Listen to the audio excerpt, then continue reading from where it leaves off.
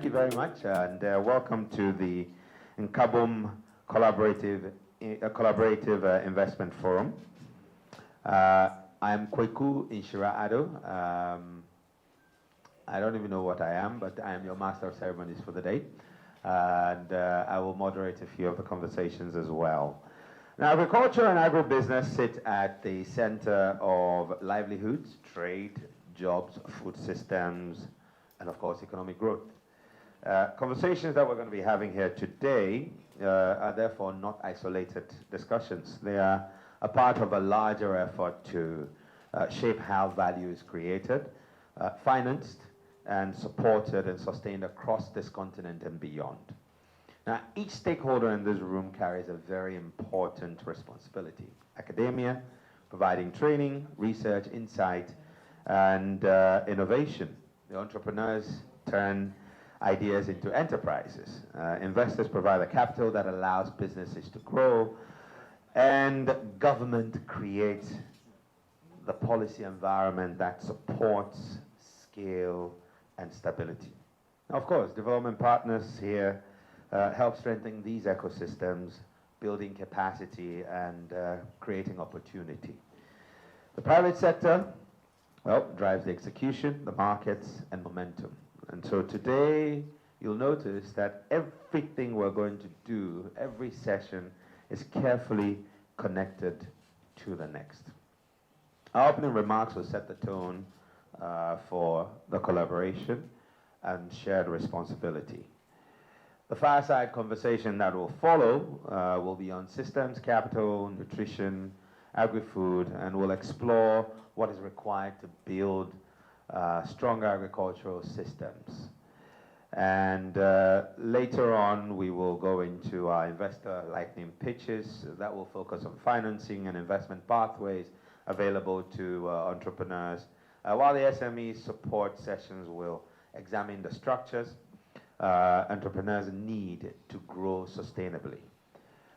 Later in the afternoon, we'll have a rapid-fire SME pitches, which will then bring the day into a practical focus as the founders present their businesses, solving real problems and challenges across the agribusiness value chain.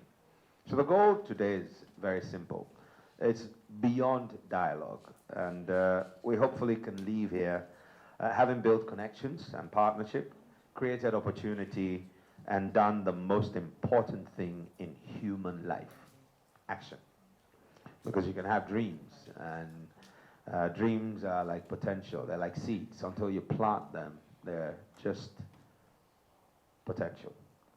But action will set us on a path to affecting our own lives, creating opportunities for the people and the jobs that we create, our own families, and eventually improving the economic growth of our continent and this nation. So thank you very much for being a part of this important Nkabom Collaborative Investment Forum.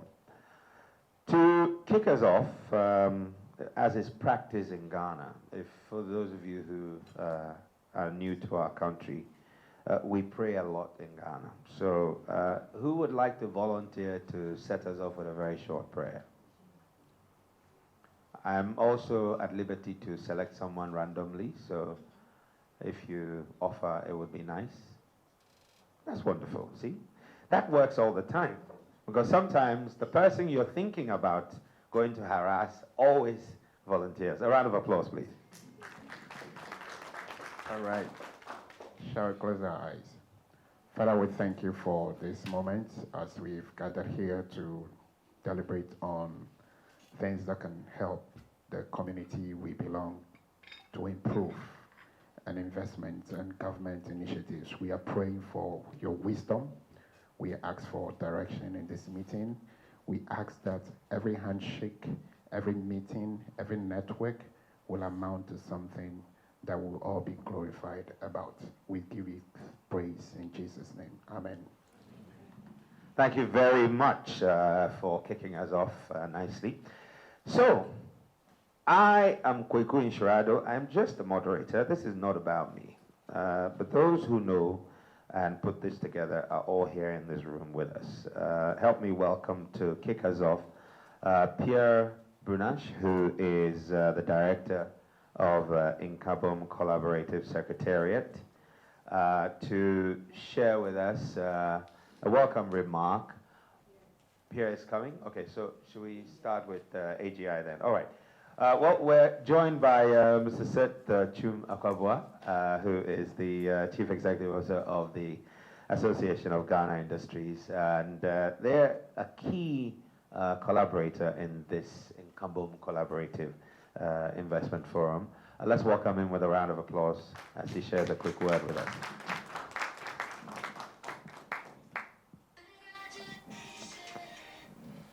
Thank you very much, and good morning to all of you. Yes, good morning. Good morning. This is better. Great. So we are happy to have all of you here. I know our honorable presidential advisor is on the way, and we're expecting a few more people. But let me acknowledge our colleagues who have come all the way from Canada, from the McGill University and then Nkabom Collaborative Program Coordinating Office. Let me also acknowledge our colleagues from the MasterCard Foundation, Emilia and team. Yes, you're welcome. Then our collaborators. KNUST is highly represented here. Prof, thank you. We have University of Ghana. Yes, one of our key partners as well. University of Health and Allied Sciences. Great. Kufodia Technical University at the back there. Very good. Accessory University. Very good. And University of Environment and Sustainable Development. Okay, so very important. These are key partners in this collaborative program, and we are happy that you've all joined us today, traveled all the way from your various campuses and joined us. It's indeed an honor and a privilege to welcome all of you to this very important program. And we put this together, indeed, with strong support from the project office and our lead partner in this, Denso Associates, who have done a great job in bringing all of us together. Today we gather not just as partners, but as architects of Ghana's inclusive growth. The Nkabom Collaborative has convened us here today to unlock access to capital and accelerate enterprise growth, which focuses on youth development, entrepreneurship, job creation, economic inclusion, and resilient agri-food systems. In a nation where SMEs contribute over 70% of Ghana's GDP and employ over 85% of the workforce, that's according to Ghana Statistical Service data in 2023. This is a very critical area for us as we support SME growth because of their importance to our economic development. Ghana's agri-food sector, a cornerstone of our economy, exemplifies this potential. It accounts for over 20% of GDP and supports over 2.5 million jobs, yet it grapples with persistent financing gaps. The World Bank 2024 Enterprise Survey report reveals that only 12% of Ghanaian SMEs access formal banking loans. AGI, we have our business barometer, which is a survey that measures the confidence level of businesses about the business environment. And consistently over the years, we ask them to cite the top 5 challenges. And you can be sure that access to finance will always be one of such challenges. So SMEs are usually hampered by various factors that prevent them from accessing finance. This is further worsened by the fact that interest rates have been high. Until recently, we were talking about between 28 to 32%. Today it's come down a bit, but access is still a challenge. Inflation pressures have been one of the challenges as well until now, but we are still monitoring to see how inflation, the current levels we are having, will be sustained so that it will help push our agenda of business development forward. Credit information system covers only about 40% of the adults. That is way below the Sub-Saharan African average of 52%. And this is also by the World Bank. So there are emerging challenges that are also distracting our SME development. In recent times, the supply chain challenges that we've been facing, youth unemployment. Indeed, in Ghana, youth unemployment accounts for about 13% of our population between the ages of 15 and 24, according to the Ghana Labour Force Survey. So clearly, we have huge challenges when it comes to youth employment. And estimates have been made that about 5 billion, there's a gap of 5 billion annual SME financing. So the deficit in SME financing is about $5 billion US. And this is by AFDB. So clearly, we have a big gap between the needs of enterprises and access to finance. There are also regulatory hurdles that we have to always clear. Yet, in spite of all these challenges that I've mentioned, there are opportunities. Youth-led agri-food ventures are innovating with climate-smart technology and value addition. And these ventures are poised to tap Ghana's $3 billion export potential in cocoa, cashew, and shea. The MasterCard Foundation's Young African Work Strategy, which powers the Nkabom Collaborative and offers access to blended finance through Bridge in Agriculture program, is delivering affordable capital and skills training to agri-food SMEs. These interventions are empowering women and youth with dignified work. Complementing this, McGill University drives experiential learning, scholarships, mentorship, and capacity building for Ghanaian institutions. And this is creating living laboratory that links classrooms to farms and fosters entrepreneurship over the next decade. International partnerships like these bridge the gap and de-risk investments. So indeed, there are challenges, but there are potentials. And what we seek to do under this project and on this particular program is to help bridge the gap and highlight where the potentials are. There's one thing that I keep saying for our SMEs. No matter how funds are made available, even if it is grant and it's for free, access will not be that simple unless you get yourself together. And I remember I had an experience when we had the CAP bars. During the COVID period, government introduced the CAP bars. They were one of the key partners in the implementation of that project. It was a grant that was being given to SMEs. So ideally, we are not expecting you to pay back. And yet, you needed to go through a process. And the process required that you should have basic bookkeeping systems in place. And therefore, when it comes to access to finance, even if the money is being dashed to you, your basic responsibility as an SME, you have to fulfill it. And I believe today we will have the opportunity of listening to our investors, our financiers, and some of these points will be made very strongly to us. For the Nkabom Collaborative, a lot of effort is being made to help in this as well. AGI, we have embarked on a project to improve our database.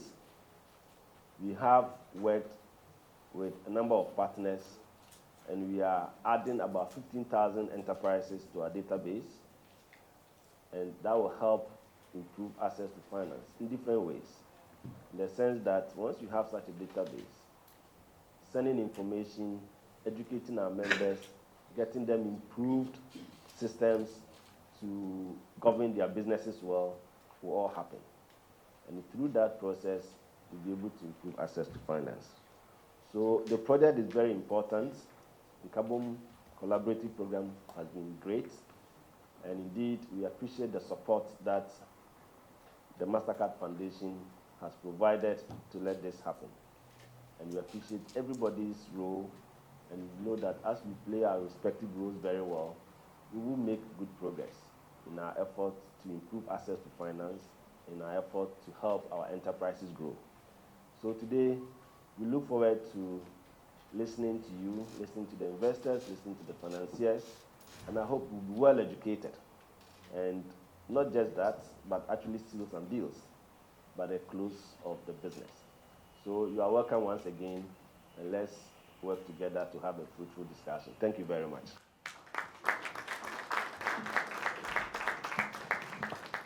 Thank you very much, Mr. Seth Chumakabwa, Chief Executive Officer of the Association of Ghana Industries. We'll now hear from the Director at the Nkabom Collaborative Secretariat, Pierre Brunache. A round of applause, please, as he comes.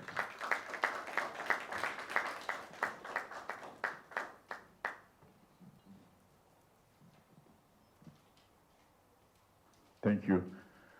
Good morning, everyone. Good morning, everyone. Good morning. All right, so I could see some of you had your coffee or tiger nut, probably tiger nut or tea. Okay, so welcome to this first Nkabom Collaborative SME Investment Forum. I would like for you, if you haven't done it yet, to give a round of applause to Densu Associates and AGI.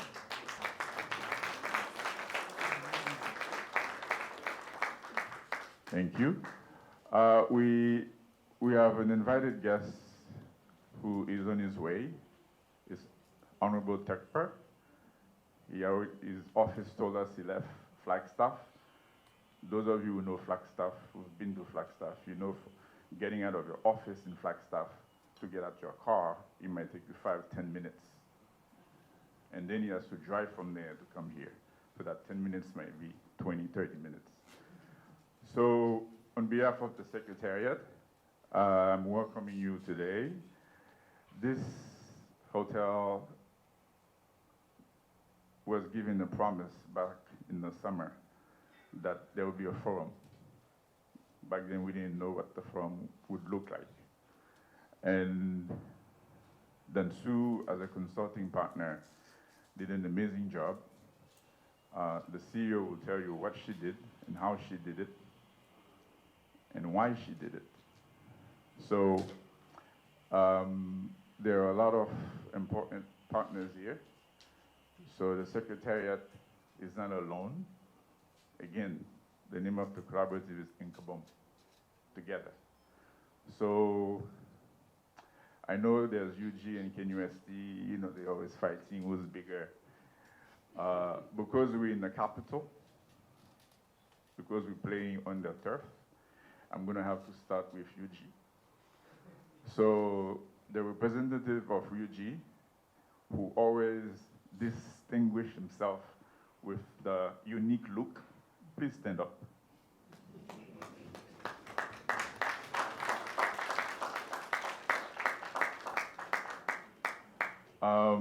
I can't go in alphabetical order, otherwise Prof. Ellis wouldn't be too happy, so KNUST.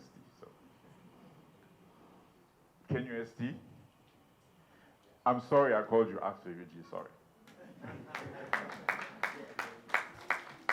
Yeah.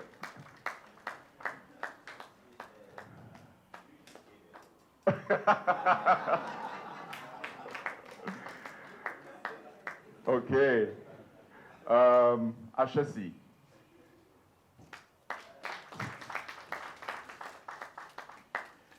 Okay. KTU.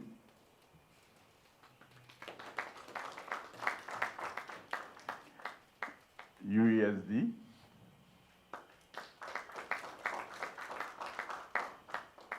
UHAS. Okay. Of course, AGI spoke. It's AGI show. So You know, the partners understand that academia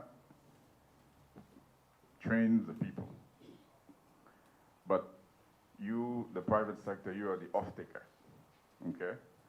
So today is the off-taker's day. So that means it's not going to be a lot of talking today. So we urge you to spend time, our partners here, the Nkabom guys and ladies, talk to the SMEs, find out what kind of skill set they need, talk to the investors, find out what kind of skill set they need, and maybe you can modify your curriculum to fit the market needs. Ask them for the pain points. Today is the day that you have the opportunity to speak with growth companies. Dolores will explain further who they are. So take the time with the SMEs, with the investors, so that we can modify our offering. And the foundation is here. Amelia's going to speak. She'll tell them a little bit more about what the foundation is doing. And for us here, I have my colleagues with me. They already knew that I was going to ask them to come to the podium, so I hope they're not sitting too far. I don't need to volunteer them, they're going to come. So the people who make this happen in Montreal, please come to the podium. The secretariat is not about me, it's about us. So communication, the police officer, my associate director of ops and finance. Without them, there's no way I could do the secretariat work. Please come on the stage.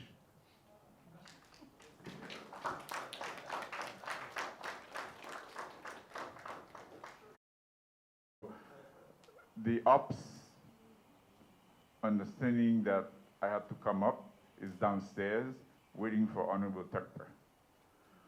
Finance is reviewing the budget so that we can make things happen. So I'm going to let them introduce themselves, a minute, and then we can get this show moving. So for me, I thank you. Please engage, because we're here for the Ghanaian youth. Thank you. Ah, there you go. She already did the budget. Come on.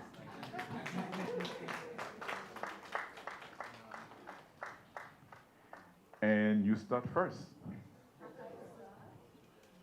Who are you?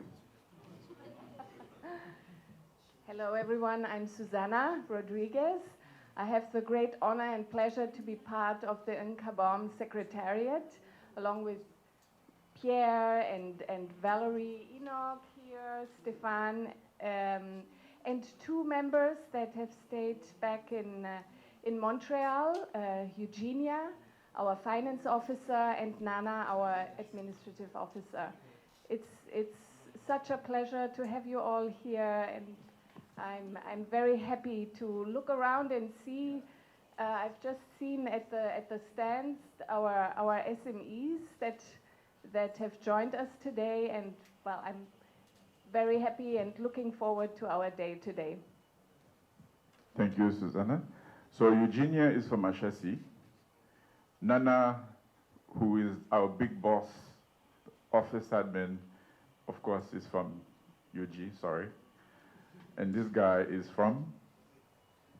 Okay, thank you. I know Pierre will always bring this up. I'm Enoch from KNUST. Yeah. So it's not a competition. Yeah, it's not a competition. And I think Susanna here did an introduction for the entire team.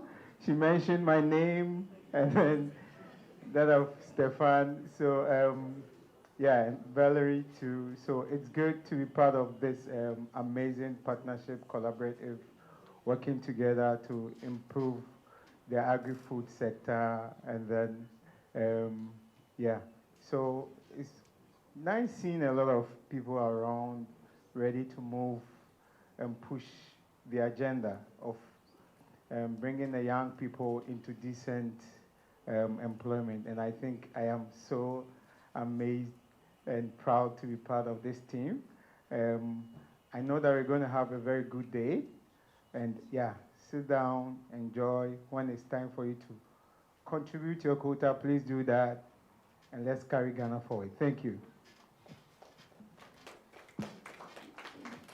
Hello everyone, my name is Stefan Mukunzi. I'm in charge of communications for the Secretariat of the Collaborative. Thank you so much for having us and for hosting us in such a warm and kind, inviting space. I hope that today is an exciting day and a chance for each and one of us to connect. And I hope that you all got some really good selfies out of earlier. I just want to take maybe a minute to remind everyone that you all got an email from SwapCard giving you access to the agenda, but more than that, keeping in touch with each other, right? So if you haven't had the chance to download the SwapCard app, look into maybe your spam email or your email, download the application, and that way you can keep in touch with each other. So the SMEs, the investors, individual attendees, you can keep in touch, message with each other, have each other's LinkedIn or profile. So that's a good way for each and every one of us to stay connected beyond that selfie, all right? So thank you very much for hosting us in such a beautiful and nice space.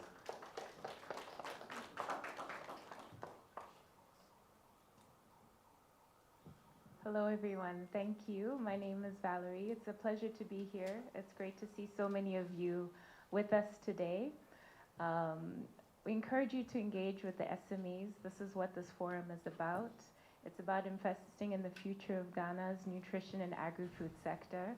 So please, please stop by, speak with the CEOs, find out what they're passionate about, find out what they're trying to build, not only for themselves, but for their communities.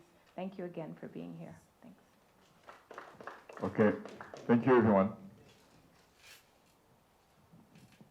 Thank you, Pierre, and the entire team from the Nkabom Collaborative Secretariat.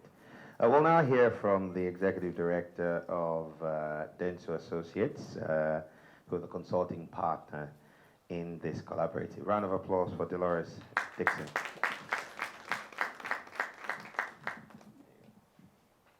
Thank you very much, Inshra. Good morning. Oh, please, I'm not hearing you. Good morning. Good morning. Now I feel better. Good morning, ladies and gentlemen, and Honorable Tekpe. You're welcome. Good morning. All protocol observed. So Denso Associates is really honored to be working with the Nkabom Collaborative on this SME forum. Our task was very simple. We were to identify 40 growth-oriented SMEs within the nutrition and agri-food sector, and then support them, and then create this platform that we have today so that they can connect with investors. So we started off in December last year with a search for 40 growth-oriented SMEs. This took us across the whole country, from Techimenshia in Upper Hafu region.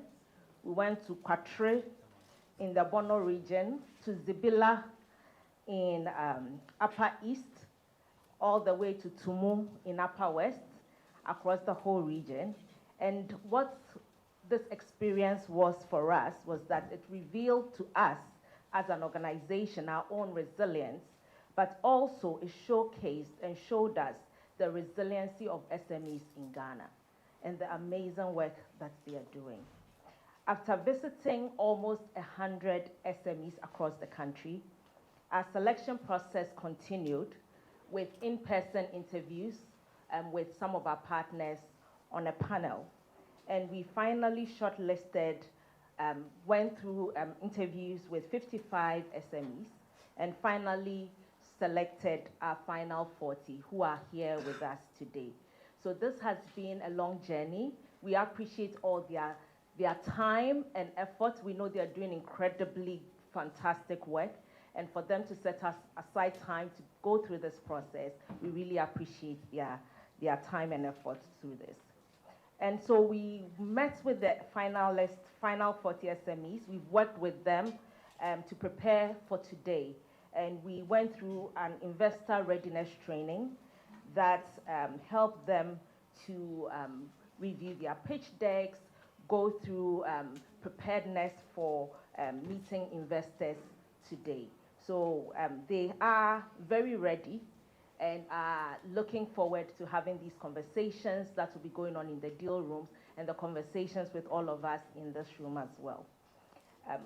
One fascinating thing we did as part of this program was to undertake a scoping study. And I know that Seth has mentioned some of the data that has come out, that 90% of businesses in Ghana are SMEs. And 85% of the workforce that is employed by SMEs. So we can see the kind of contribution they are making. And 70% of Ghana's GDP is also from SMEs. So this shows that this is a really important group that we need to focus on. And therefore, we also had some data coming through this program itself. We realized from the program that 43% of the 40 SMEs that are on this program have received some sort of investment. And 28% of them have received this investment from banks. So it looks like there's still a lot of room for us to look at investments that could flow towards the SME sector. And only about 11% have received from private equity investors. And just about 3 to 4% had come from angel investors. So there is still a lot of room for investments to flow through to SMEs. This is why programs such as these are very important, because they create meaningful ways for SMEs and investors to connect. And then it also helps to draw attention to some of these gaps and to shift the needle at a systems level. If they are making such a huge contribution to the GDP and to the economy, it is very important that we focus on how we can help them grow and scale and then continue to create jobs and continue to invest in the economy. So on this note, I just want to welcome you all to this forum. I want to thank you all sincerely for coming. I know that you could have chosen to be anywhere today, but you chose to be here. And for that reason, we really appreciate your time. And we don't take this for granted because we know time is very precious. So on this note, I just want to encourage that we use this platform as an opportunity to connect, to collaborate, create partnerships, and move forward to creating a more resilient and economy for Ghana. Thank you very much. Thank you so much. Thank you, Dolores. Dolores, thanks very much. A lot has been said, and from trips across 16 regions, 400 down to 100, down to a final 40. That's a lot of work. But the beauty of this collaborative is that there are multiple actors, and it sort of fulfills what I always get this name wrong, Ecovitz and Leidersdorf propounded a theory which they call the triple helix of innovation, where university, academia, industry, and government work together for to create innovative ecosystems that will affect economics. And to see this happening 40 so years on, where you now have civil society, it's evolved. I think there's now a whole quintuple helix being hybridized now. But you see that there's AGI representing civil society, and then you've got the universities, and you've got the providing training, you've got the entrepreneurs, private sector, all coming together. But this could not be successful and someone was paying for it, funding this, because it's always important to have that oil that keeps all the cogs working together in this engine. And in this case, we have had some great work done by MasterCard Foundation. So let's welcome Emilia Ayipio Asamoah to give us a quick address from MasterCard Foundation, who are playing a very pivotal role in this collaborative. Yeah, I'm like, where did this one come from? Good morning, distinguished guests, partners, entrepreneurs, investors, and members of the media. Let me start by saying I found a solution to the UG KNUST rivalry. So I attended UG, and then I got married to a KNUST guy. So we've solved the problem because our kids are now dual citizens at KNUST and UG. So Prof. Wilberforce and Prof. Richmond, you no longer have to fight because then you are going to put my kids in the middle. Yeah, good morning and thank you. Honorable Seth Tekwe, thank you for joining us. We appreciate your presence here. Thank you. Yeah, so let me acknowledge the Nkabom Collaborative, AGI, and Denso Associates, and all the partners who have brought us together. Dolores, thank you. Yeah, amazing work. As you may know, the MasterCard Foundation is actually celebrating its 20 years. So we are 20 years this year, and very excited. We are now an adult, so very, very happy about that. And we are celebrating this 20 years under the theme, Creating Impact Together. And so we are very delighted to be with you at this important event as we look forward to stronger collaboration for creating even stronger impact, particularly for young people and young women especially.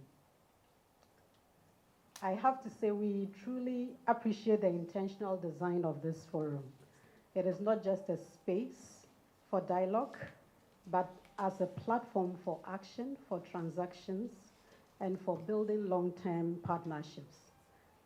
So today the conversations happening here matter.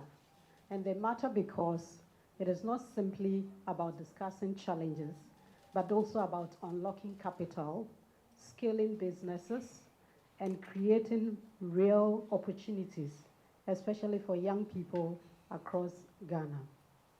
We are convened here because we all acknowledge that agribusiness remains one of the most powerful drivers of transformation in Ghana. It sits at the intersection of food security, job creation, climate resilience, and inclusive growth. Across the country, we are seeing a new generation of entrepreneurs reimagining agriculture from primary production to processing, logistics, and nutrition-focused innovations. Yet, even with all this promise, a familiar gap continues to persist. On the one hand, we have high potential SMEs, innovative, ambitious, and ready to grow. On the other hand, we have investors actively seeking opportunities. But what is often missing is alignment. Alignment in risk appetite, in financing structures, in data, and most importantly, trust. We continue to witness a situation where too many promising businesses, especially youth-led, remain underfunded, and yet we have too many investors and investment which remains underdeployed in sectors that matter most. So the reality actually remains that we are not short on ideas. We are not short on talent, but we are short on the systems and partnerships that allow capital and enterprises to meet effectively. At the MasterCard Foundation, our work is grounded in a simple but powerful belief that young people, especially young women, should have access to dignified and fulfilling work. We see entrepreneurship as a pathway to employment and transformation. In the agri-food sector, SMEs are central to this vision. They create jobs, drive innovation, strengthen value chains, and expand access to nutritious food. But we also acknowledge that SMEs do not grow in isolation. they grow in enabling ecosystems.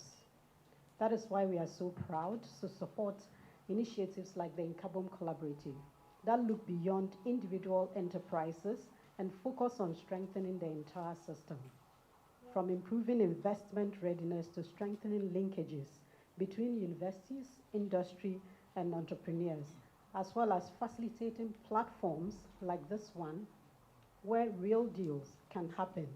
The work of this collaborative is critical. Research by the Ghana Statistical Service suggests that over 12.5 million Ghanaians are experiencing food security as of 2025. Our focus as a foundation is therefore to ensure this collaboration becomes a catalyst to stimulate the ecosystem, creating sustainable pathways for dignified and fulfilling work, especially for young people. Through the Nkabom Collaborative, we are influencing stronger university to enterprise pipelines, increasing youth entrepreneurship in agri-food systems, and enabling improved ecosystem coordination across various stakeholders, just like this forum. Because when we invest in ecosystems, we enable scale and unlock impact. So what does success look like today? One might ask, what are we hoping to achieve at the end of today?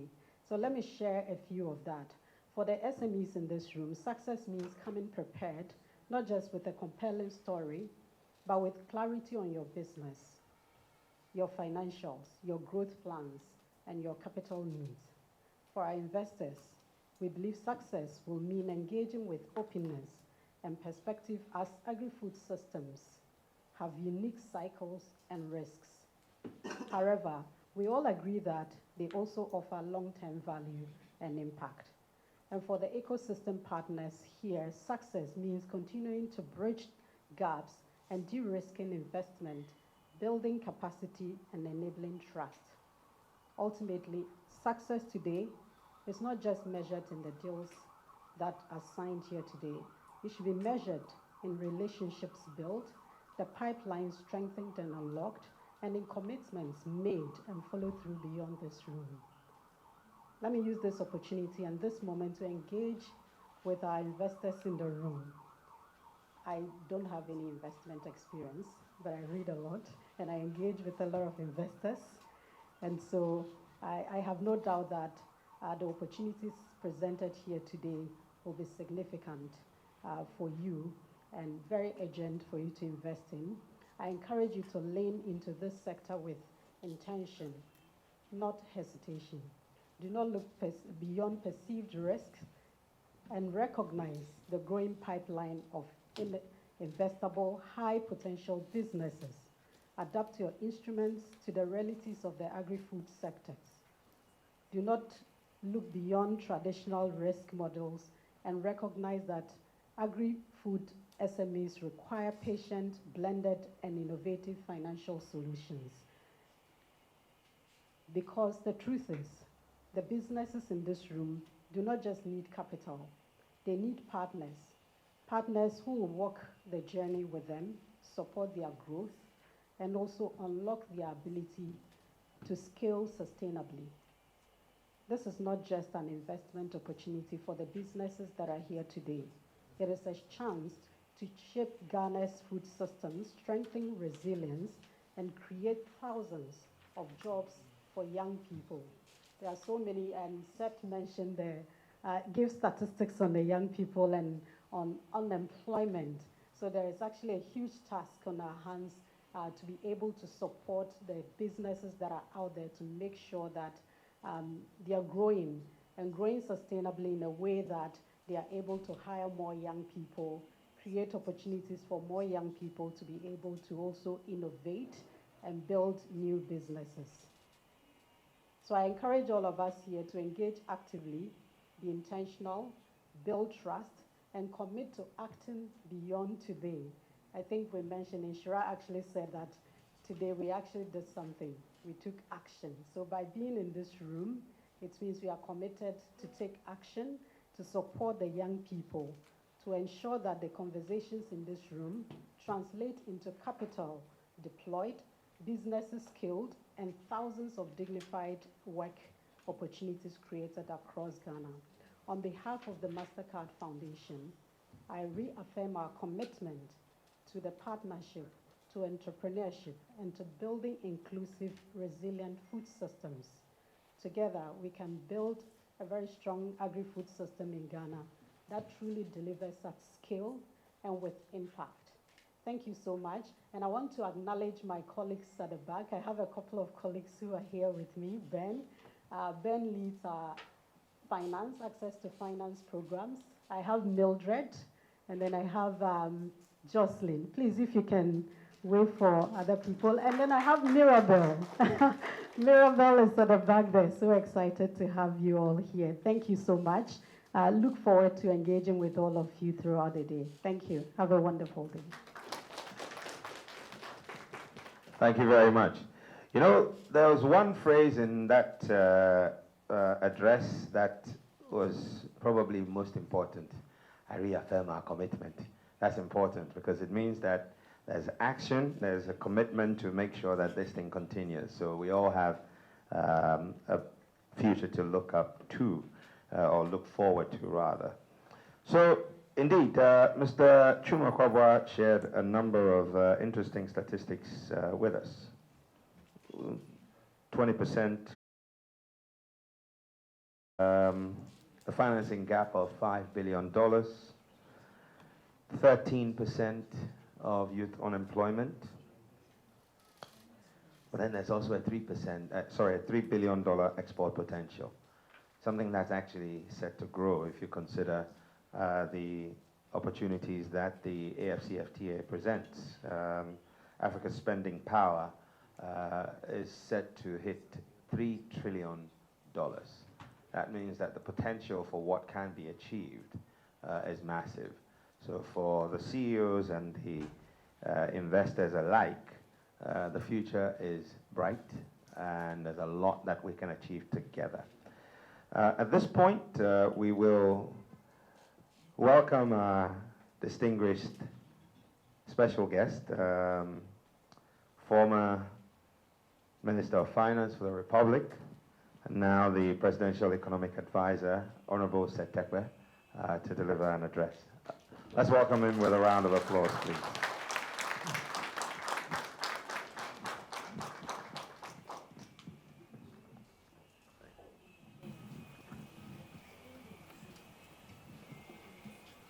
Good morning, everyone. And let me begin by extending my apologies. I take time seriously, but I had 2 events this morning, and it's simply the reason I've, come in late. I'm here to represent the Chief of Staff. The invitation was sent to the Chief of Staff, who is unable to be here with us because of another, program. So he asked me to step in. As we say these days, may I just observe, the protocols that were established earlier, and then proceed. It's a pleasure to be with you this morning. The word Nkabom, which translates as togetherness, captures our presence here to discuss how to enrich our collective experiences, to examine the role that households, businesses, and governments, together or separately, manage, grow, and sustain a viable economy. Permit me to sincerely thank the MasterCard Foundation, Magere University, the Association of Ghana Industry, Association University, KNUST, Koforia Technical Institute, University of Environment and Sustainable Development, University of Health and Allied Sciences, University of Ghana. I was not here for whatever every took place, as well as Densu Associates and other stakeholders for supporting the Nkabom Collaborative. By the way, I belong to UCC and not to the team.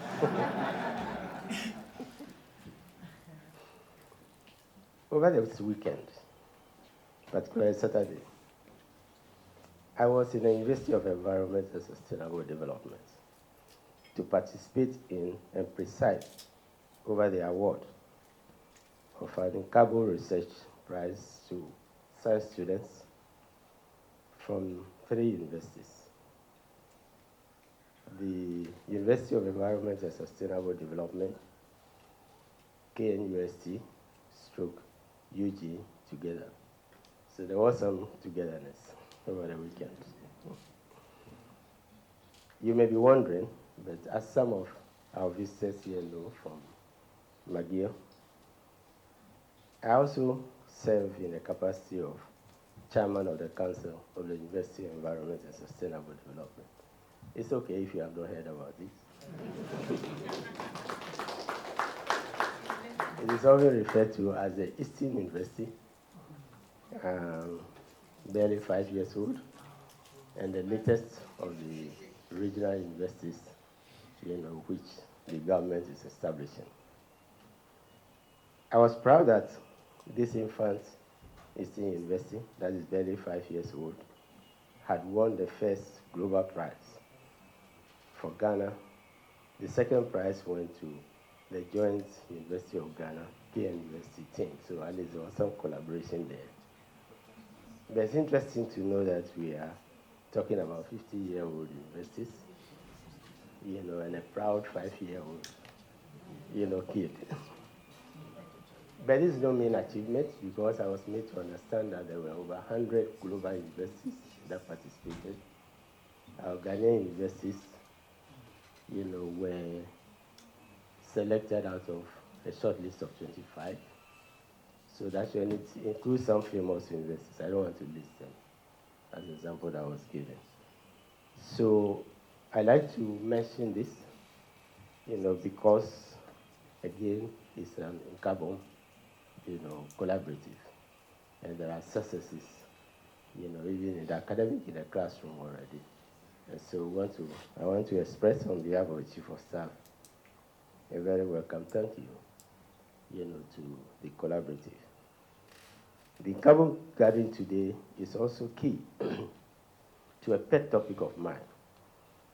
And I think Ishira is here, he knows it very well. And namely, I keep creating awareness that Ghana is transitioning, or has been transitioning, to lower middle income country status.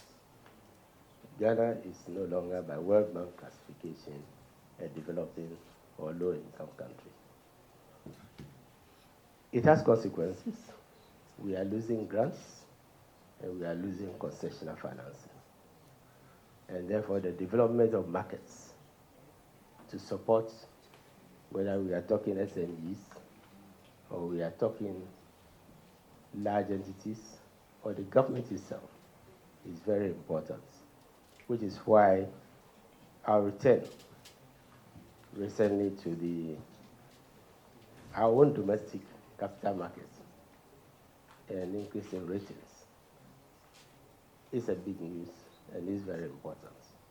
There is no way we are going to become a solid middle income country, losing grants and concessional financing to emphasize, without developing our own markets and participating more efficiently and effectively in the external market, which we are yet to rejoin. That is the global stock exchanges and the rest. I'll return to this topic later on.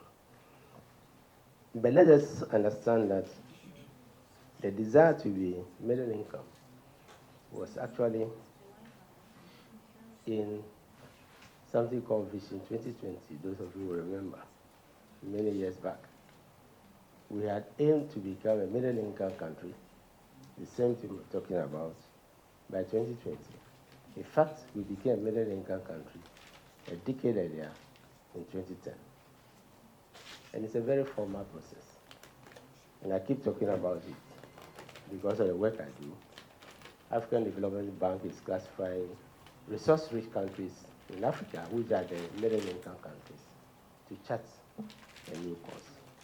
If you want parallels, we are to get a few countries to be Africa's BRIC economies, right? Brazil, Russia, Ireland, India, and other countries which are joining them, including South Africa and others. Africa also needs to have its own emerging economies. There are not many. Africa needs to have its equivalent of Asian tigers. Africa need not be seen, and I have a map, but it's not time, there isn't much time for it. Africa is split equally between upper class middle income countries and low income countries.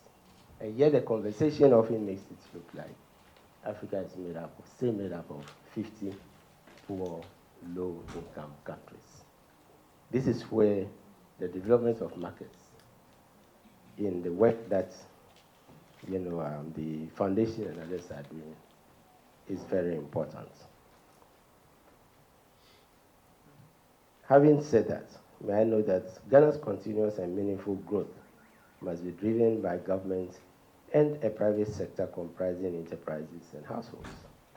To be effective and efficient, it must be driven by a partnership in pursuit of enterprise, quality education in and out of classrooms, and the harnessing of savings to address what we come to know today as patient capital. I don't know where it evolved from. But my finances simply means long-term capital, which is one of the things that's missing, and which is relevant, particularly for the M in SME. That is medium in SME.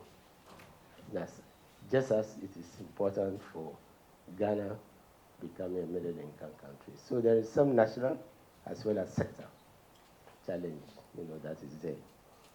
The achievement of mixed status was a 2020, as I said, dream, prepared under the PNDC at the time.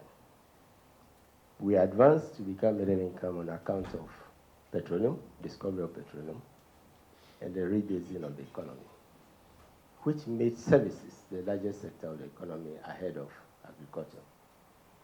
These are the two main factors. Today we talk about lithium. We talk about additional 4 fields, possibly 6 oil fields, and we talk about a still growing services sector. What it means is giving our population of barely below 40 million, Ghana could become an upper middle income country, when we realize all these dreams, as we hope in the next 3 or 4 years. And that is why this gathering is very important. We are here to build an ecosystem with clear objectives to support 3,000 SMEs and help create 55,000 jobs across Ghana's nutrition and agri-food systems. This level of ambition, combined with structure and discipline, is exactly what our economy needs to sustain the corrections we are making today from the immediate past, notably the development of a viable long-term domestic and external capital markets. For now, permit me to congratulate the 40 SMEs that are participating in this forum. They represent businesses that are stepping forward, not just with ideas, but with the readiness to grow, to professionalize, and to engage with investment. To the investors who are here today, we thank you for showing up, since your presence sends a strong signal of confidence, and your actions after today and will shape real outcomes. At this point, I need to mention another initiative in which, as we know, the Chief of Staff is deeply involved in, and that's the Kwao Business Forum. It's not just for Kwao, it's a national program. And I see some of the same investors who were there, who are also supporting basically SMEs. That's the goal of that forum. So I need to mention this in passing. At the macro level, the extent to which households and SMEs will complement relatively large or mega counterparts to support the government will determine whether Ghana's turnaround to stabilization and growth path will gain momentum or fall short once again. The development of private and public sector infrastructure and businesses is crucial. It's critical for diversifying the economy and creating jobs for employment. It will anchor our agri-food value chains, directly affect food security and incomes, as well as boost domestic output and exports. I'll return to exports. In short, when SMEs grow, the economy becomes more productive, more resilient, and more inclusive. The challenge has not always been absolute lack of opportunity. SMEs must continue to access the right form of capital and support at the right time. The Nkabom Collaborative is designed to address just that, to strengthen investment, improve information for investors, and create a credible pipeline of enterprise that can absorb and grow capital. For external investors in particular, this is also key in reducing friction and lowering risk.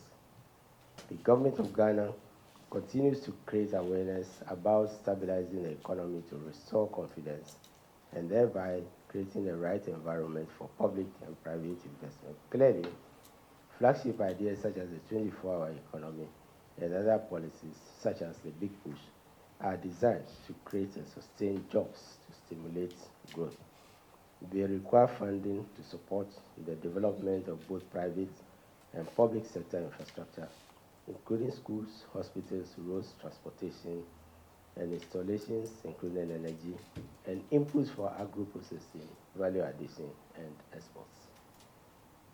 I wish to encourage the parties in the Nkabom initiative, notably the Association of Ghana Industries, my good friend namesake, and other sector representatives to also extend their activities to benefit growth, not just at the national level, but I would want to see some of these activities which are having gone around the country, sub-national government, or as we call it, MMDA level initiatives, which will take care of the particular, the peculiarities of, our regions, and the attention can be given to them at that level. I believe that collaboration with the District Assembly's Common Fund in this regard will be very important, even if it means creating a lot more Zoom lines to bring cleanliness, through, small, whatever, either processing of waste and others at, the local government level. Nkabom must also expand its reach to economic and financial sectors in ways that target and support SMEs in agribusiness value chain to crowd in private capital. These are important because they translate policies into reality. When SMEs receive growth-aligned capital, they invest in productivity, upgrade systems, and hire more people. Businesses move from surviving to scaling up. Returns improve and governance strengthens. Jobs are created. This is how capital turns into lasting value, and therefore, we must evolve plans that include the following. And here I emphasize, and I would urge that next time we should have the Ghana Stock Exchange in a room. Because it's important for us to evolve plans to collaborate with the Ghana Stock Exchange to expand not just equity, but bond or loan, capital. After all, we are familiar with stock exchanges that nurture or take small entities in advanced and other middle-income countries and raise enough capital through initial public offerings to launch them into something that is very big. If we have a stock exchange, then we must begin to imbibe some of these ideas. I say this with confidence. And I'm cautious, despite haircut and everything, particularly for those who invested in government bonds, which went through the Ghana Stock Exchange. But I say that we can overcome this. Let me give two quick examples, Indeed, I was the minister. I did not create bonds. I always emphasize that we were borrowing short-term. I did not create the government bonds. My boss, Dr. Dufo, who was also a central banker, was the one who actually created the 3- and 5-year bonds. What I did was to take them out of the central bank, Bank of Ghana, who were then borrowing for government through the OMO, open market operations, which is a short-term instrument to deal in many with treasury bills and put them on the stock exchange. Within 5 years, the bonds, that's the positive part. You may have heard too much of the negative part. But the bonds actually became the largest fixed income market on the Ghana Stock Exchange. And we successfully, if you remember, tapped into Ghanaians to actually buy the external bonds that we were then issuing on the Irish Stock Exchange. That is the potential, of the stock exchange. The pensions funds can help make it, better. And again, I say it with knowing that there's a certain skepticism because of the haircut and because of the defaults and other things. But these have happened in other countries. Countries are into default and can't pay their suspended debts in about a decade still. And therefore, I deem it as positive and something commendable for all of us Ghanaians. I'm not being partisan about it. That we are emerging out of the haircut, and we are emerging, out of the default in particular. And we are back, government is back on the Ghana Stock Exchange. But I think private sector need to patronize, the Ghana Stock Exchange more because our banks are designed for short-term capital. It is the stock exchange that is designed for the sort of transition which a medium enterprise needs, to become big. We should work with banks to ring-fence, and this is the question, and I'm here to smart borrowing. We should work with banks to ring-fence part of the revenue inflows, particularly those that can be ring-fenced, like export revenue, through counterpart banks, to repay the loans. It's important that when we borrow, we should repay the loans. Precisely what was done, or what we did in ring-fencing the airport tax, and without government guarantee, gave us terminal trade. Ring-fence export revenues coming to Ghana Ports and Harbours Authority, gave us the port expansion, and to date, we are into the third phase of the port expansion. Government need not do everything, GPH need not do everything, because the private sector stepped in immediately with the expansion to develop the container depots and others all around. This is a collaboration between government. It would have been good if some of that investment went through the stock exchange, for Ghanaians to invest in and be part of the profits, that is being earned over a period of time. And we have the fund managers, pension funds, who can also diversify some of the suggestions that I'm making. I believe they can work within the Nkabom framework to be able to develop instruments, and working with the stock exchange to provide that long-term capital which we need. These initiatives are especially important when we talk about jobs for young people across all genders. Youth employment and underemployment remain major constraints on Ghana's economic potential. Each year, young people enter the labor market with skills and ambition, but too few productive opportunities. For young women, particularly in agri-food systems, the barriers are even higher despite their central role in production and processing. Supporting SMEs is one of the fastest and most effective ways to address the unemployment problem and to provide a more effective link to expansion in secondary and tertiary education. This is true of all economies: advanced, middle income, developing. SMEs, are strong players. The Nkabom Collaborative, therefore, is grateful to, it's important, therefore, to observe that the Nkabom Collaborative targets 55,000 jobs, not just as a development metric, but as part of real sector development. Permit me to end with a clear call to action. First, we must use this forum fully. Engage with us, not just engage with SMEs. Ask tough questions. Explore structures that work for both sides and for other countries. Make commitments during the forum and beyond it. Ghana needs investors who are willing and just to visit opportunities, not just to visit opportunities, but to build partnerships, to SMEs continues to build transparency, discipline, ambition, and capital flows towards enterprises that are prepared, accountable. To our partners, we wish to encourage and thank you for the platform that you built. And there is one financial sector which I missed, it was in this, and that is our microfinance institutions, many of whom have gone down because of the hiccups in the economy. I think that having effective microfinance institutions, we all know what they do on the ground. I always say that microfinance is just a formalization of what we used to call SUSU. And therefore, it's very important that, part of the engagement should involve them as the central bank continues to, restructure or strengthen, a banking sector that was hit hard, by the recent events.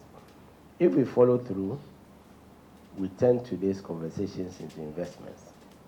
Then supporting 3,000 SMEs and creating 55,000 jobs is not an aspiration, it will become a reality. It's achievable. And the returns, whether economic, social, or financial, will be shared by all of us. Together, in Nkabom, let us turn opportunity into capital, capital into enterprise, and enterprises into jobs and growth for Ghana. Thank you very much. And once again, with apologies, I wish you a productive and successful forum.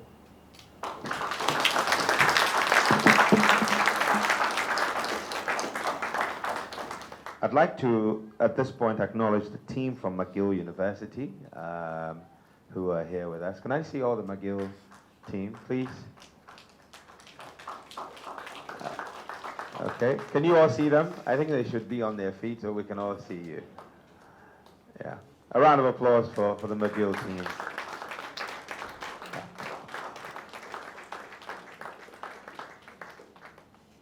Thank you. So we're going to go into a quick fireside chat to conclude the first part of this meeting. And I would like to invite the panelists to take their seats in a moment, but let me introduce my dear friend and brother, Charles Opoku-Mensah. He's the head of Aftercare and Investor Grievance Division of GIPC. He brings over 18 years of experience in communications, business development, expert at public relations, strategy, integrated marketing, communications, and branding, not forgetting event management and investment promotion. If you ever heard of Buy Ghana, Eat Ghana, that's Charles' baby. And he's responsible for building and maintaining the relationships with stakeholders that drive business reinvestments. And he collaborates with other institutions, both local and foreign investors, in this, to address the challenges that foreign and local investors face in Ghana. Let's welcome Charles Opoku-Mensah. And so, middle. And our next panelist is Mirabel Moreau, who is a well-rounded leader with 2 decades of experience in private investments, business advisory and project management, and a track record of designing and managing equity, credit, and technical assistance solutions for early growth stage, small and medium businesses. And very passionate about working with businesses to build, optimize, and scale their operations. A round of applause for her. And finally, we'll be joined by Millicent Adobo, who is a co-founder and deputy CEO of Achiever Foods Ghana, a global award-winning company with operations right here in Ghana, in the States, UK, and Kenya. They're an agro-processing company that processes turkey berries, an indigenous plant in Ghana, For those of you who don't know, that konsuswa is turkey berries. Yes. And it's a superfood herb that they have processed into a shelf-stable, caffeine-free teas, juices, cereal mixes, powders, and so many different things. And they provide help for people who have iron deficiency, malnutrition, and also some non-communicable diseases, especially among women and children, while empowering women farmers. A very sought-after global speaker and a consultant, and she's here to join this conversation. Now, this fireside chat is simply one that we're titled Where Systems and Capital Meet Nutrition and Agri-Foods. And I'm going to, I hope you don't mind, Miss, or you want me to sit next to you? Okay, I will. Do we have extra microphones? I think I only have one more here.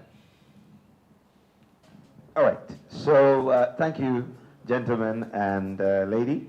Oh no, ladies and gentlemen. I was thinking more. So let's start off with government. The GIPC, government obviously has a responsibility to create the right ecosystem for businesses to thrive, for investments to flow in a way that is structured and de-risked, because nobody would take money into a space where they don't think would yield. Now, in your experience, Charles, what is the role of GIPC in ensuring that SMEs are able to access the right level of investment to optimize their operations and scale up?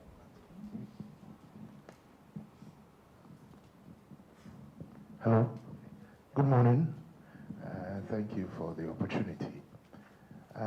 GIPC is mandated by a legal framework that gives us the marching orders, on how to operate within the system. Now, first and foremost, for us to really be able to support any SME function, you would need to register with the center. Yes. Then we have the mandate to be able to offer services to you. And one of the key things that the law has done is to reduce the registration requirements, especially for Ghanaian SMEs who would want to register with the center. We encourage, it's not compulsory, but we encourage it because of the support that we are able to bring to you as an SME. Some of the things that we do specifically is to do matchmaking. So SMEs that are looking for specific collaborations or interventions for their projects, we are able to, leveraging our wide network of stakeholders and contacts, we are able to help bridge those gaps for you. But I still repeat, you should register with the center. Then we can be able to bring you that support. And then also, in terms of your business operations, we've introduced what we call the Investor Aftercare and Grievance Division, which I lead. And the whole idea is that we use our leveraging with government to support your operations, especially where you're having some difficulties dealing with state institutions. You don't need to, where you're having difficulties or very, very thick challenges, we've provided a structured way that we're able to help you resolve them or facilitate the resolution of these issues. And we also use that to also create enabling environment for your businesses to thrive. What we do is that we pick these issues the issues you are, or the troubles and the challenges that you are facing within the ecosystem. And then we table it through advocacy and other high-level engagements with government to influence policy formulation to help support your business growth. And then also, we help to also promote your businesses, i.e. we do profiling of these businesses and we put them out there as a testament of the environment being conducive for business. So we profile what you are doing, your operations. If you visit GIPC's website and YouTube account and Facebook pages, you will see us profiling businesses that are operating here, irrespective of the size. So far as you are doing something that is impactful, we'll bring it to the world's attention. And that also brings a lot of benefits to you as an SME. So in a nutshell, these are some of the things that you can benefit from engaging, or what GIPC brings in terms of support for SME. Thanks very much, Charles. I'm going to come back to you in a moment, but Mirabel, I mean, what would you describe Ghana's current investment or investor landscape as? Thanks, Nshira.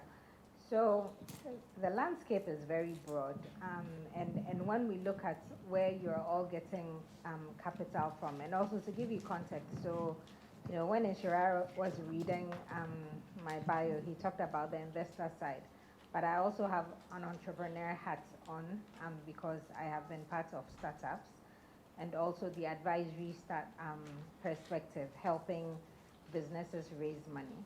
So it's this lens, with this lens that I look at the landscape.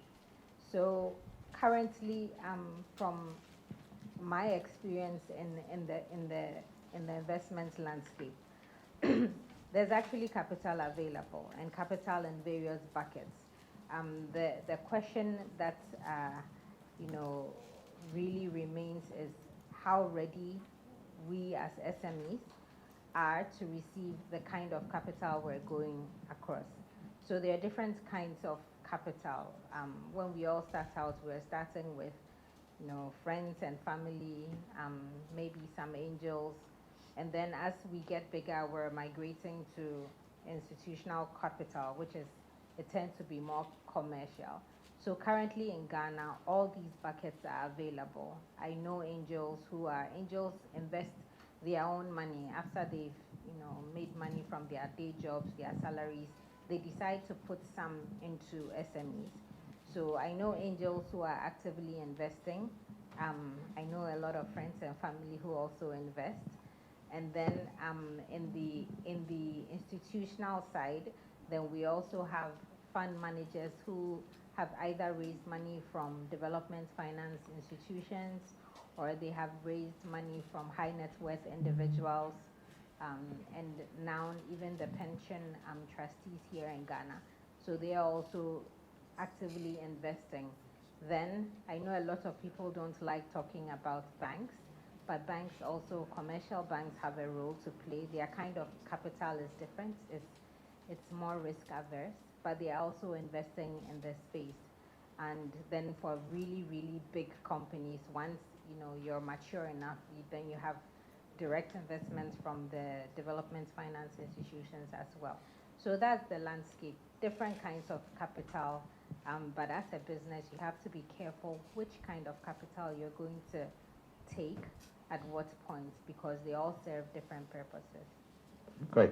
Millicent, I think at this point, I want to come to you, borrowing from Mirabel's statement that there is funding available. How was your journey to, first tell us about your business, and then tell us how you found investment. What was the journey like? What hurdles did you have to overcome? Okay, thank you very much. I also want to say that I'm a food scientist and a proud alumna of KNUST. So I have some moral support. Yeah. Okay, so Achiever Foods is building a business that is tackling a clear gap in the agri-food nutrition value chain in Ghana.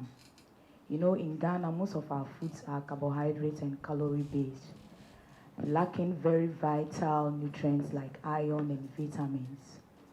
In 2016, I almost died due to iron deficiency anemia. Prior to that, I suffered severe headaches, and one day I was on the factory floor and I fainted, and I was rushed to the hospital. In the quest to recover my health, then we discovered the power of turkey berries, which we call in Ghana abedroko unsusua. So a health personnel recommended the turkey berries, and we added it to my meals, and within 2 weeks, my iron level increased from 4.3 to 10.3. And that was the eye-opener. So in our research, we discovered that iron deficiency anemia is a global problem. Billions of people suffer from this, especially women and children, and even pregnant women. So we began to think about how can we transform these turkey berries, this perishable crop, into a shelf-stable, nutritious food product that customers can use to tackle iron deficiency and NCDs in a natural way, and that is how Achiever Foods was born. And so our motivation for seeking seeking investment really was to scale our impact because of how our products, help pregnant women improve their nutrition, reproductive women improve their nutrition, and children. We really, got the motivation to seek for investment for that, and also to create more jobs and meet the growing demand. During COVID, consumers became very health conscious. Everyone was looking for something to boost their immune system, something, to boost their nutrition and all that. And so that really gave a rising interest in our business. And that gave us the confidence to begin to step out to look for investment. And when we began, we had some catalytic funds from some development partners, so they gave us grants. And the process was not straightforward. It was really tasking and demanding. We did a lot of work to prove that indeed our business was viable, our business was going to, deliver the potential that we projected. And lo and behold, we got an investment, a grant from one development partner. Then we moved on to the bank. So with the bank, we got a loan from the bank through an instrument by Orange Corners Fund. And so the interest was really, really low. It wasn't the commercial rates. But the process was very rigorous. I remember when we were sitting in a room like this, they told us, we are going to give you money to grow your business. And we thought the next day they'll call us to come and take the money.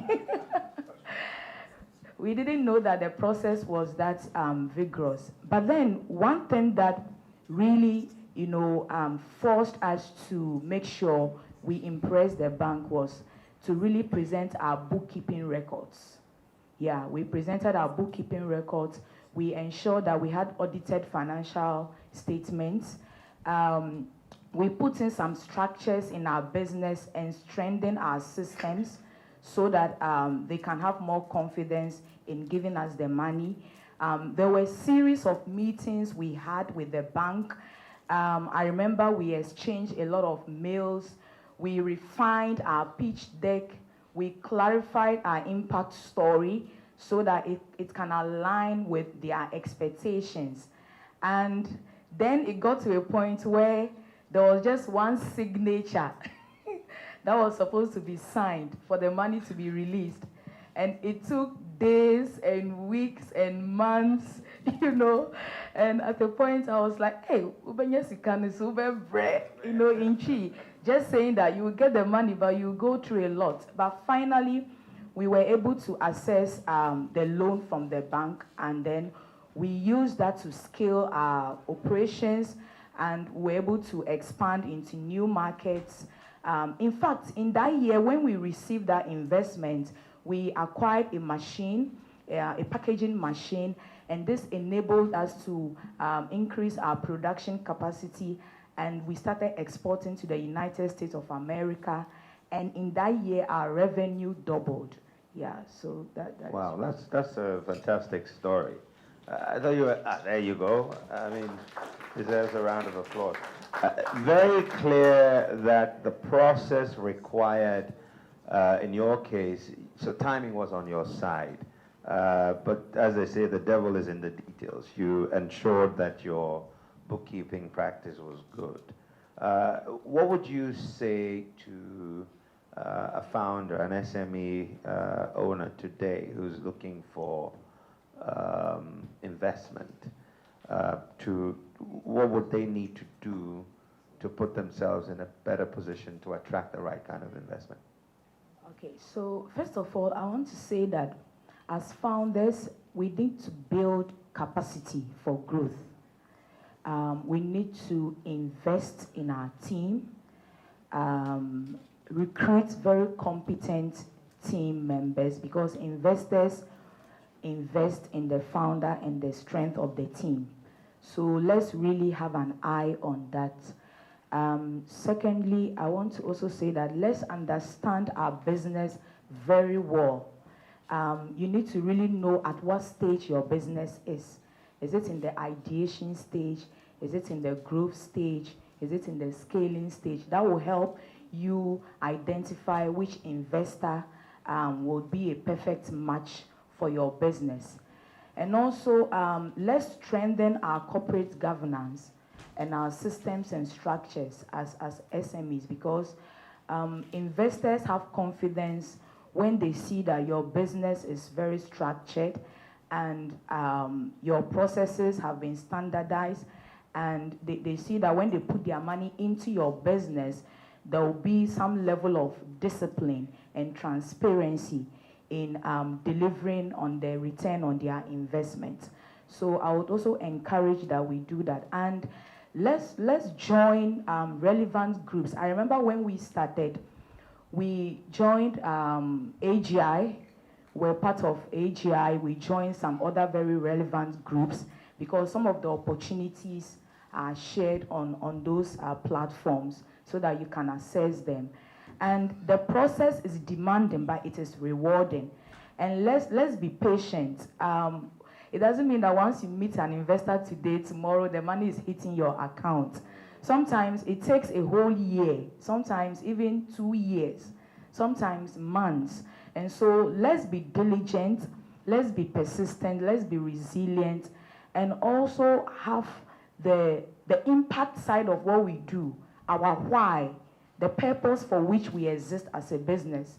Because for us at Achiever Foods Limited, there were times where we sought for investment, we didn't get it, but we didn't give up because we knew why we were doing what we were doing.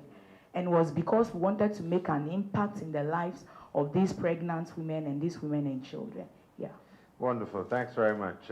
Mirabel, so one of the things I've realized is that, of course, in 2020, most of us spent our time washing our hands more than anything else and looking for foods that will keep us alive. And so the timing was fortuitous for Millicent's business.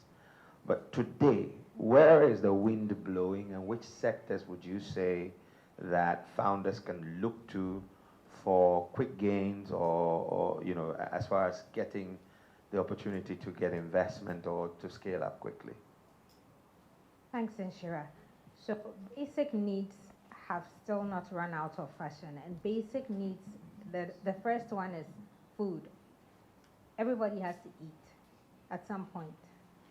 And so when you're in the food business, whether it's primary production, processing to extend the shelf life, catering, all the businesses associated with food has never still run out of fashion. And so investors are still actively looking at food and nutrition.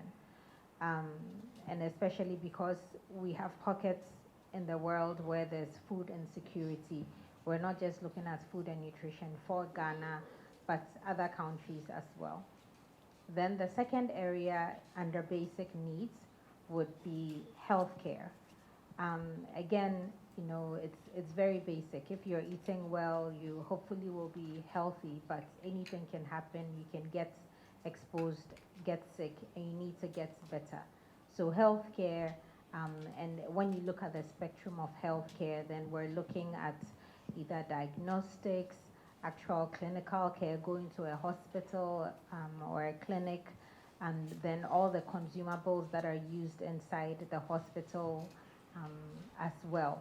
So all the businesses within the healthcare value chain are also still very attractive. And then I would also flag education. So education as well, when you look at it, we all need empowerment to be able to do what we need to do in terms of earning our income, and that's where education kicks in, to be able to provide that context to bring up the next generation and also advance those of us who are in the workforce. So basic needs would be number one. There are lots of other ancillary areas which are very important. Infrastructure, for instance, but infrastructure is typically very big investments, and so the government and development finance institutions would tend to go for the infrastructure, and that helps to create the enabling environment for the SMEs to bring products from north of the country to Temahaba or to Accra for exports. So infrastructure is also a big play. Same for real estate with commercial and residential. But again, these are much, much bigger tickets. But for SMEs, basic needs, you can never go wrong. It's easy for us to dream of the opportunities out there because there's money. But from your perch, what are some of the challenges that investors face that make it difficult for them to actually tap into the potential of our SME space? Yeah, and I was really happy when Millicent was talking, because she basically articulated from the SME perspective, what her challenges were. And it's literally, the same coin, you flip it over, it's what the investors are looking for. Right. So imagine an investor who has raised money. If it's a bank, then their money is coming from our savings. Or if it's a fund manager or private equity, they have raised money from pensions, which again is our savings for our retirement. Or they have raised money from development finance institutions. So everybody comes with the requirements of their investor. So the bank, no depositor wants to lose their money. So they have a certain risk framework within which they will look at your business. Same for the fund manager. The most generous across the board will be a grant, so a philanthropic entity making a grant. But even then, they have a fiduciary duty to whoever gave them the free money, which means they have requirements to fulfill. So when you look at all these investors, you have to meet their requirements. And the biggest assessment bottleneck when it comes to looking at a small business is, can I understand as an investor and advocate for that business when that person is not around? Because when the decisions are made as to whether or not to give you the SME money, you are not in that room. It's going to be someone else, whether a loan officer, a credit officer, an investment professional, making that argument on your behalf. So they have to understand your business as well as you do, which means they would look at your financial records, your pitch deck, they'll come and visit you, talk to your team, and make sure that if the money is coming in, there's a way to get it back out, whether or not they are doing credit or equity investments. So I would say the biggest, you have to flip, the lens. The things that are pain points for you absolutely are pain points for the investor as well. And you have to make sure you are articulating your passion, your vision in a way that they are also able to translate to the people who have given them their money. Wow, that's fantastic. Let me go to Charles for final thoughts. There are opportunities, and there are also lots of SMEs needing, hand-holding. From GIPC's perspective, you've talked about the need for people to register. So let's assume that the SMEs are registered. How are they able to, in the short term, gain access to some of these opportunities? Is there any advisory support to prepare them to be able to showcase what they do? Yes, we provide such support to SMEs. So typically what we require is that you submit your proposals and your business plans. We have a team that helps to make them ready for investor considerations. What normally in the technical word they will say investor ready. So we give such support to our investing companies who are looking for collaborations in different forms. Some may be looking for capital injection, some is know-how, some may be looking for machinery support. It comes in various forms. Okay. So some may be looking for partners, equity partners or debt partners, and we are able to prepare you to do that. So we do that. There's one thing I want to add to what the two ladies articulated. When it comes to preparing yourself to receive investments. Typically what I've seen in the space is that, I don't know for non-Ghanaians, but I've noticed that a lot of our Ghanaians would like to, for want of a better word, maybe, we don't say the truth on paper. You understand me? So they will tell you that their company or the facility or whatever they are doing is located on maybe 20 acres of land. They have this number of staff. They have, a lot of things. It's like building castles in the air. And yes, and then the investors will come in and they want to, everything you tell them on paper, nobody will just take it hook, line, and sinker. They want to come and verify what you are saying. A lot of the time you go onto the field, what is on paper is different from what is on the ground. And then there's disappointment. So I want to stress that when we are preparing ourselves to receive such inputs, please be truthful. Be truthful. What you put on paper should be what is actually happening. Don't lie on paper. Because most of the time, you create all these nice impressions, and then we come to the ground and it's not so. And so be very truthful. And then also don't, she mentioned it, the team you are presenting, if you don't have the team, be sincere. Don't go borrowing people's CVs and things like that, who don't even understand the business you are doing. They come in and they sit before the investors, and it's a total mess. So just make sure that you are being very truthful. Data is also very important. Don't joke with your data entries.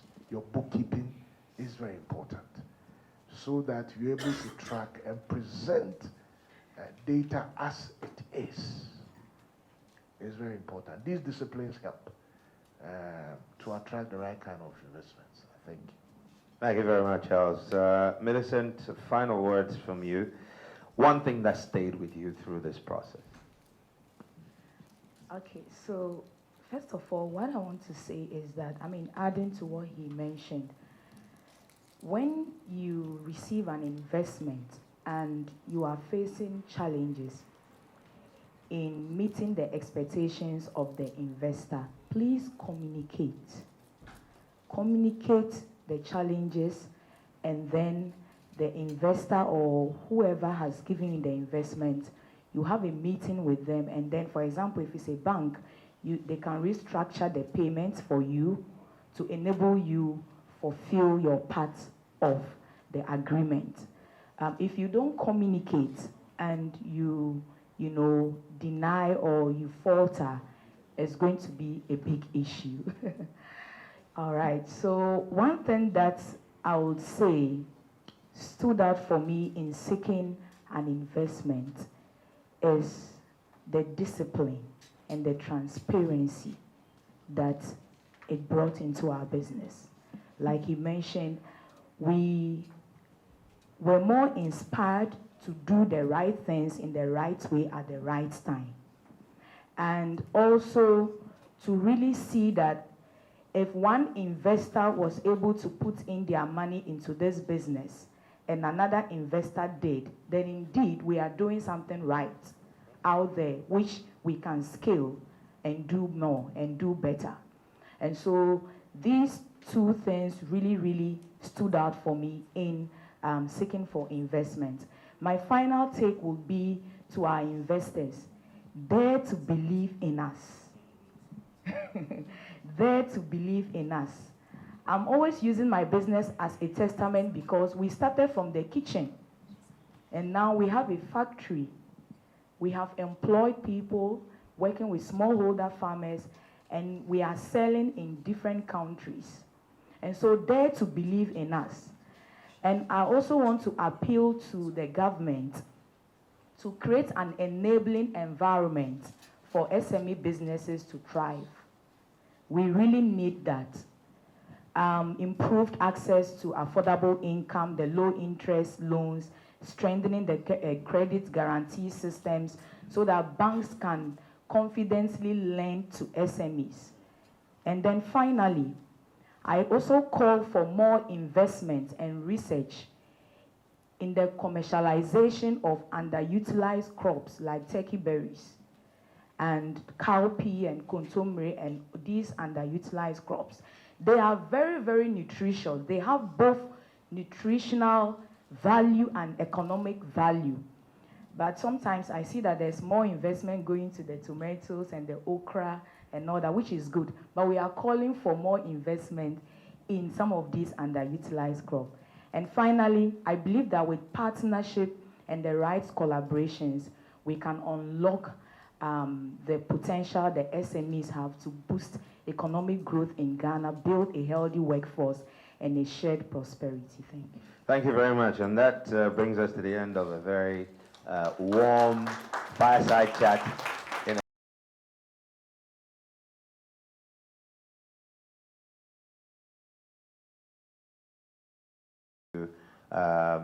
Jump into business as a founder, healthcare, education, food. These are some of the low-hanging fruits that you can jump into in terms of timing and seasons. And Charles talked about the need to have disciplines. Be truthful. If you tell very interesting stories, you'll be found out. And that means that you lose an opportunity. And bad news gets around very quickly. So if you have one investor who doesn't want to touch you, you can guarantee that there'll be a lot more who wouldn't want to hear your name. And from Millicent's perspective, resilience is critical. Have the discipline and be transparent. And you will be on your way to being attractive enough to get the investment you need, but the work is in the doing. You must be active or action-oriented, and not stop when the going gets tough. So thank you, Mirabel. Thank you, Millicent, and thank you, Charles, for joining us for this fireside chat. Looking at ticket sizes up to $1 million for a business, and this we categorize into three tiers, right? And the rationale is that there are different, businesses, and they all have different needs, and we want to be able to tailor the solution to favor those with more important needs than those that are more mature. So the first category is businesses looking for up to $50,000. We expect to have about 15% of the available funds for the program, which is $87 million. And for that, their collateral requirement is up to 40%. Most banks do 20%, and some banks don't require any collateral. For example, First National Bank and EcoBank, they don't require any collateral ticket sizes up to 50%. Second category is businesses between we're funding is between 50 and 100K USD. They will also comprise 15% of the portfolio, and their collateral requirements will be about up to 60%, but on average, the banks get about 40%. And the largest category where we expect most mature businesses to fall in are the ones getting from 100K to $1 million. And for that, we expect the banks to get between 50 to 70% collateral requirements, and about 70% of the portfolio is expected to fall within that category. Flagging that all these loans are disbursed in Ghana cedis, so the exposure is in Ghana cedis, and the interest rate is 7%. Also, the tenor of these loans will be from now. Maturity should not exceed June 2028 when the program ends. So we expect an applicant getting a loan from now to have about 24 months as the maximum tenor. Going to the next slide. So these are the targets we're trying to achieve. We disbursed $87 million in loans to the sector and impact about 400,000 people. We also have a training component through which we train young people, and through that training, we disbursed 500,000 grants as well, with ticket sizes of 2,500 per business. If you go to the next slide on the key requirements, again, as I mentioned, it's a MasterCard Foundation initiative. They're providing the funding, so their main focus is on impact. Primary eligibility is on three points. One, you must be a registered business. Two, you must be operating within the agriculture and adjacent sectors and have at least 6 months minimum of operation. Now, on top of that, each bank has their own requirements from the financial perspective. And secondly, from the impact perspective, we also want you to be aligned to the MasterCard Foundation's goal of impacting women and young people. So there are some requirements there for you as a business. You need to, understand your position within the agri space and how you work with smallholder farmers and young people. So these are some of the requirements. Documentation must be available. You must have proof of cash flows from your bank statements. If you're providing a collateral, have a proof of your collateral available as well.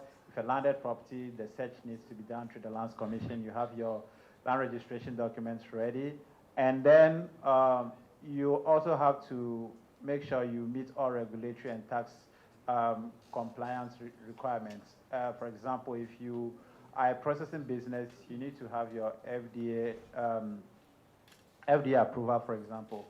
Now, going ahead, how does one apply to this program? If you move to the next slide, all of the applications happen through a technology platform.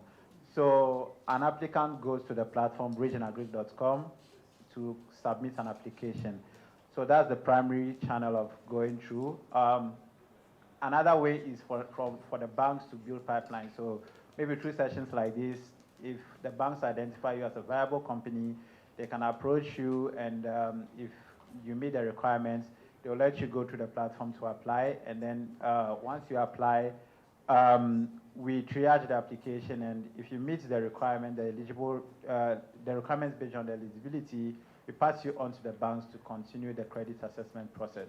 If there are some gaps that we identify for which you need capacity building, we refer you to the BDS providers for training, and people who don't meet the requirements, for example, don't operate in agriculture, for which we've received some of those applications, those are rejected.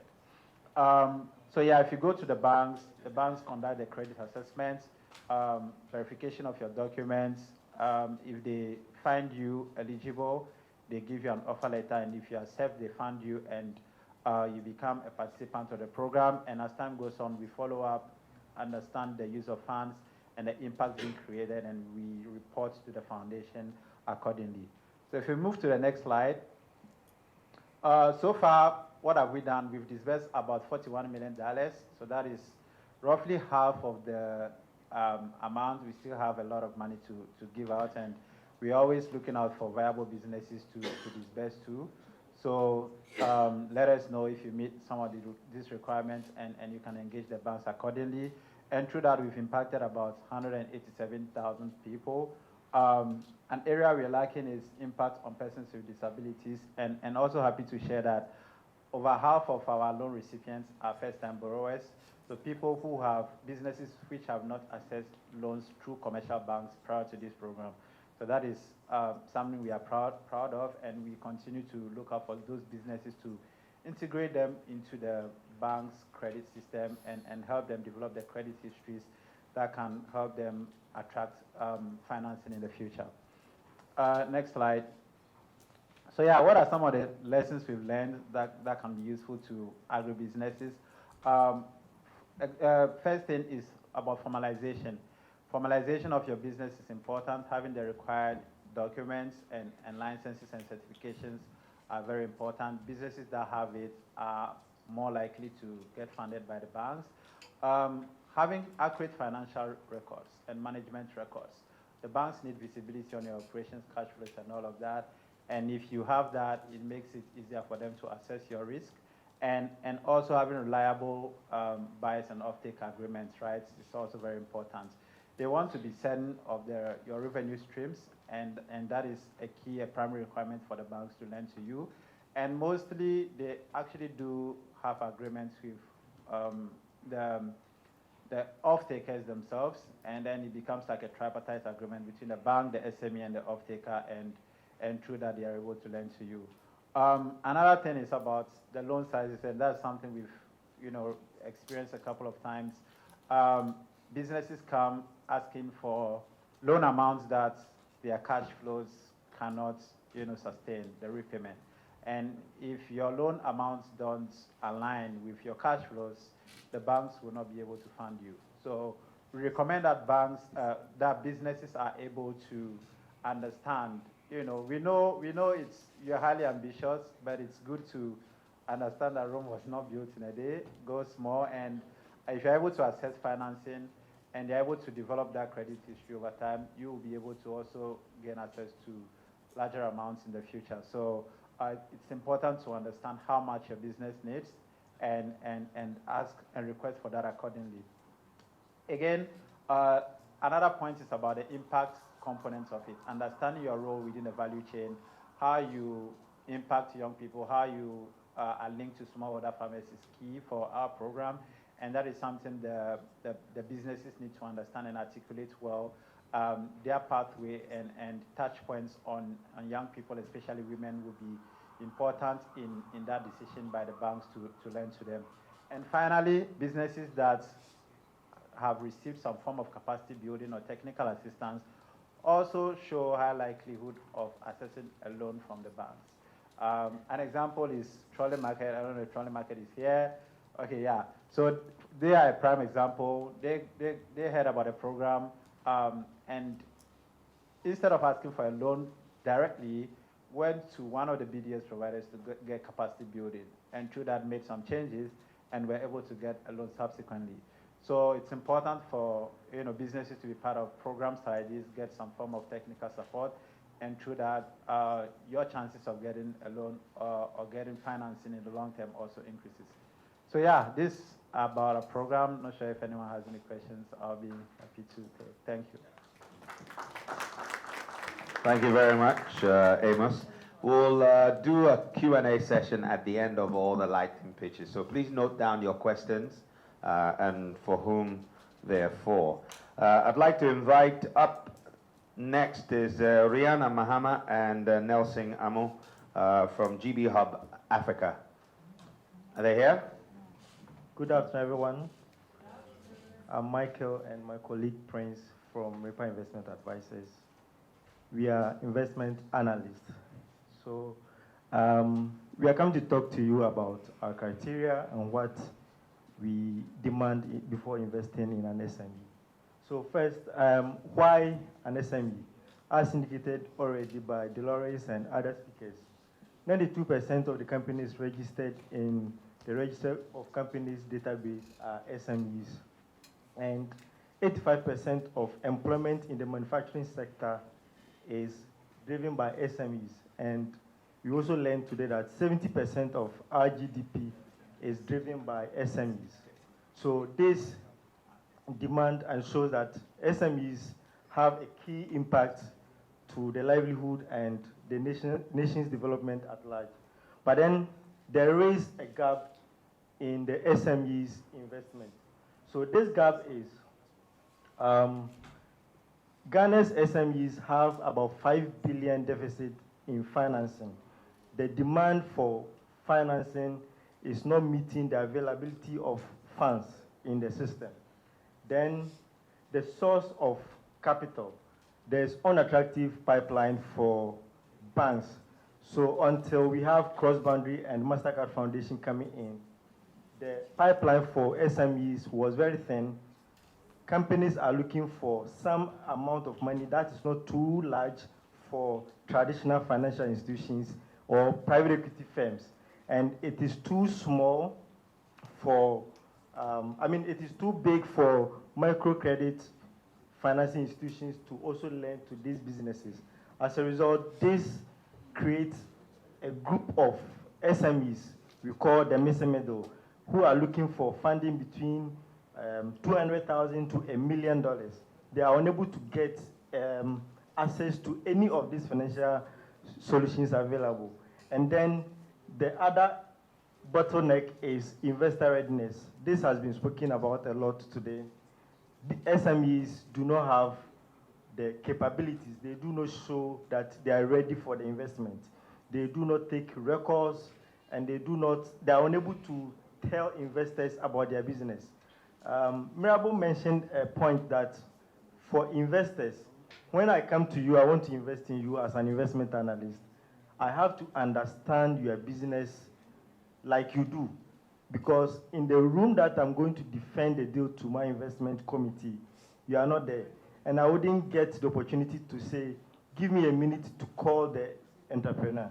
That is not available. So your ability to explain your business model to me is a key requirement.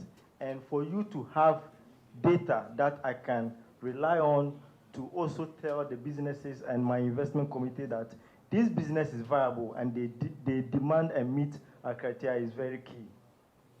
Next slide, please. All right, so now let's talk about our fund. We are Mripa Investment Advisors, and the current fund we are deploying is Mripa Capital SME Fund 1. So this fund is typically made for SMEs in Ghana. And we are a private equity and venture capital. So we invest from seed to Series A.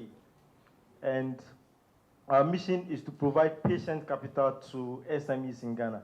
Patient means that when we lend to you or we invest in your business, we would want you to put this investment to work before we start demanding for return. So our investment tenor is between 5 to 8 years, so that the business, either we do equity or debt, they should be, we should give the companies some time to come back before paying. We can't give you investment and in the next month or two, we start requesting for repayment. The investment must be put to work before we can ask for repayment. And we are licensed by the Securities and Exchange Commission. And thankfully, our fund is 100% dominated by local pension funds. So one, it puts a responsibility on us to make sure that the pension funds are well managed. And also for us, we do have one or two people who demand from us, our parents, grandparents, and all that. If the pension funds are used to work and give the needed returns, this burden reduces. Okay, please, next slide. All right, so these are our target sectors. We are looking at education, healthcare, agribusiness, financial services, and business services. And also, we are able to invest in any business outside these target sectors that is able to show us the need and then the capability to put the money into the right use and to give us the needed returns, both in commercial terms and impact. Okay, next slide. All right, so when we are screening a deal in the sectors we just mentioned, we are looking at it from 3 lenses. One, light manufacturing. That is, we chose light manufacturing because of the employment abilities in the area. and then technology. This helps businesses to scale really quick, and also clean technology to ensure that these businesses are sustainable into the long term. All right, so few of our criteria. So one, we are looking at businesses from early stage to growth stage. And the funding is Series A to seed to Series A. And the growth rate we are looking at is a minimum of 70% year-on-year growth in the last 3 revenue years. And we are looking at companies that have a revenue of 5 million Ghana cedis or above in the last financial year or the last 12 months based on the time we start the conversation. And companies that have a potential to export or depend a little on import for their processes, as well as, so the criteria, the investment instrument we use both debt, equity, and a mixture of these instruments as well. Okay, so other criteria we look at is operations. You must have been in operation for at least 3 years, and then we invest in teams that have strong domain expertise. So we are unable to invest in a business that the owners or the promoters do not really have expertise in the area, and also not having strong teams. If we invest and you are the only one who has understanding of what you are doing, we see that as risk. In your absence, the business also has no future. And then we look at gender consideration, where our main focus is on women in leadership and women in ownership stake. Yeah, and the other requirements are being regulatory compliant. You must have the business registered, and then you do not have any issue with Ghana Revenue Authority, and then in terms of your employees, pension scheme and all that, you must ensure that they are secured, as well as any regulatory license that is required in the industry you are working from. Yeah, and we invest typically for these 3 main reasons. One, if the business is in need of assets, they want to fund capex, they want to scale the operations, or when the businesses need some working capital to enhance their operations. Yeah, next. Okay, so from the start of conversation to the end, this is typically our process. When we find a business or the business look for us, what we go through is to screen the business to see if it meets our criteria. If it does, the shortlisted companies, we will do proper due diligence to ensure that what you told us is what it is on the ground. You may paint a figure to us from your financial model, but then you come back, you come to the field to see something different. So we will do a lot of due diligence and ensure that the deal is what you told us about. And then from that, we go to final approval and legal documentation, and then we help you in by adding value to your business. That's the 4th point. Next slide, please. Yes, we create value so that, because we are going to be with you for a minimum of 5 to 7 years. If you don't create any value, and by the time we exit the business, you wouldn't be able to, or the business will not be attractive enough for us to get our exit returns. And then the last stage is we are not going to be with you forever. So by year 5 to 7, we will need to exit the business. So we can exit through selling back in case we do equity to you, or we can get our own strategic investors to exit us. All right, so thank you very much. This is what we do have for you. Fantastic. Thank you very much, Michael and Prince. Our next presentation will be from GB Hub Africa. Rihanna? My name is Susanna, like you said. I'm responsible for assessing the investment opportunities at GB Hub Africa. So this is just a quick presentation to run through GB Hub and what we do and what we have to offer. If we can have the next slide, please. Yes. So a key challenge that we face on our continent is food insecurity, and then also a very high dependency on importation. And generally, we also have very high youth unemployment, I mean. And you realize that these are not challenges that cannot be solved.